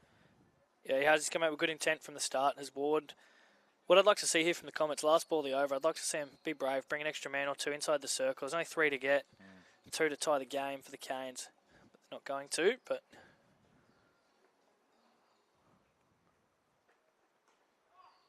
Ward trying to guide that one fine, but just knocked it onto his pads, and that's the nice finish there by Skelly. Nice finish. But yeah, as you say, Stu, end the over there, and looks as though the captain is going to take it upon himself to close the game out. Couldn't have really asked for a better game here. Yeah, it's gone right to the 40th over, and the Hurricanes have, yeah, they've just timed their innings nicely, controlled it pretty well since after the early stages, and of course Brad Hope's been a big part of that. Yeah, they have controlled it well, as we sort of touched on pre-game and at the start of the innings. There's plenty of experience in the Hurricanes middle order, and they've shown that here today. Looks as though we may get an extra man inside the circle here, which I was calling for last over. Only 3 outside the ring at this stage. Keeper up to the stumps for Mern. I'd like to see third man move a little bit finer. Little nick on this and it's runs. Oh, well fielded in at short mid-wicket there. Jake Smith in it, short mid-wicket. He's very good in the field. Works bloody hard at it too. So there's one dot ball.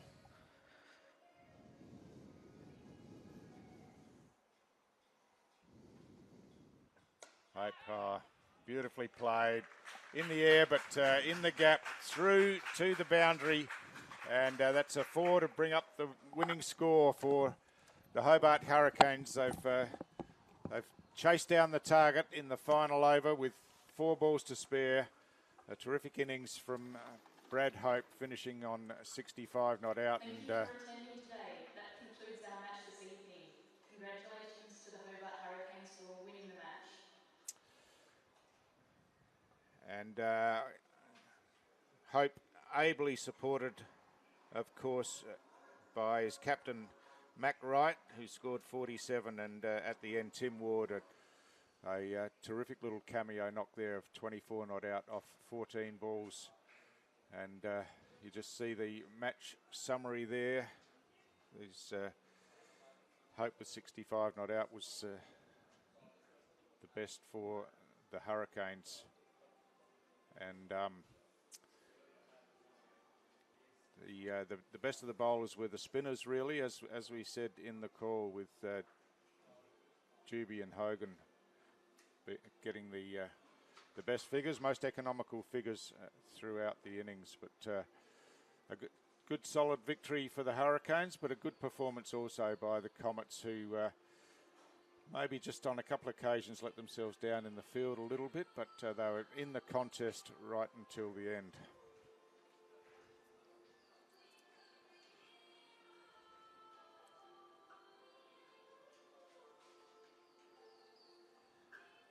So the best of the batting for the Comets, of course, Zach Keogh with his 60 runs. Scott Mearn, 28 not out. And Nick Brose opening the batting, scored a nicely compiled 35.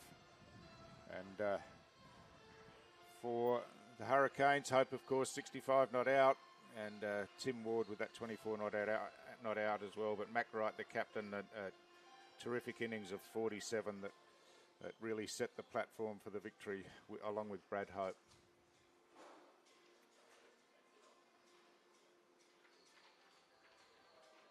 So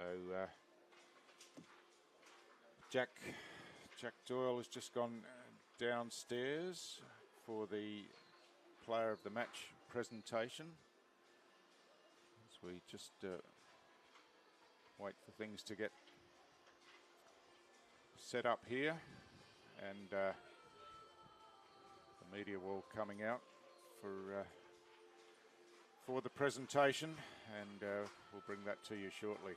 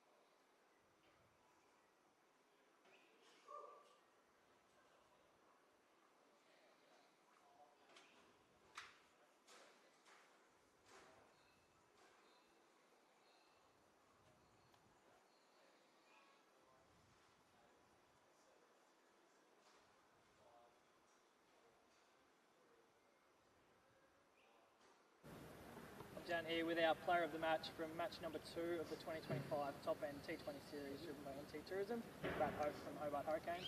Congratulations. Thank you. Thank you. Obviously, seeing him all right over there, anchoring the boys home. Yeah, it was quite a tough wicket to start on, but sort of just felt like the longer you batted, the easier it became, and yeah, just got to be clever with your options and through the target. And noted that you made the move from WA down to Tassie. How's that been? How have you found the playing group? Yeah, it's been awesome. Been down in Tassie for something like this season, and yeah, boys are awesome, Hobart's awesome. Yeah, great team. Awesome. Any key objectives moving forward throughout the tournament? Obviously, it's a big 10-day tournament here in Darwin. Any key objectives? I think, yeah, still our pre-season, so got to be batting some guys in different positions, bowling different positions. So yeah, just test yourself in some new situations and yeah, see what we can learn from that. Awesome, mate. Congratulations to yourself and the team. Awesome start to the tournament. Thank you. Thank you. Awesome, guys.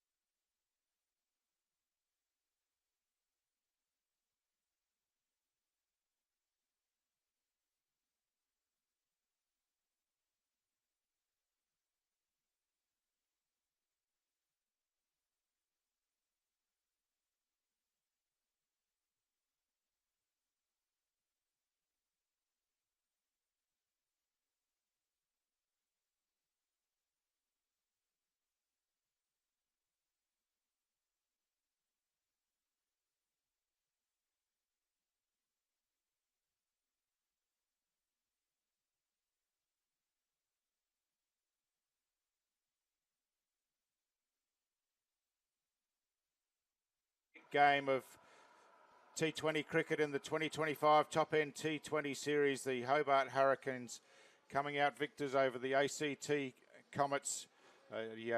Some good power hitting and a great contest. The match won in the 40th over of the game. There's plenty of T20 cricket to come over the next 8 days here in the top end, and we look forward to bringing you. Hope you've enjoyed the coverage today and that you'll join us again in the days to come. Plenty of cricket, as I said, with the 11 teams competing, so there's someone there that you'll want to watch, and we look forward to bring it to you.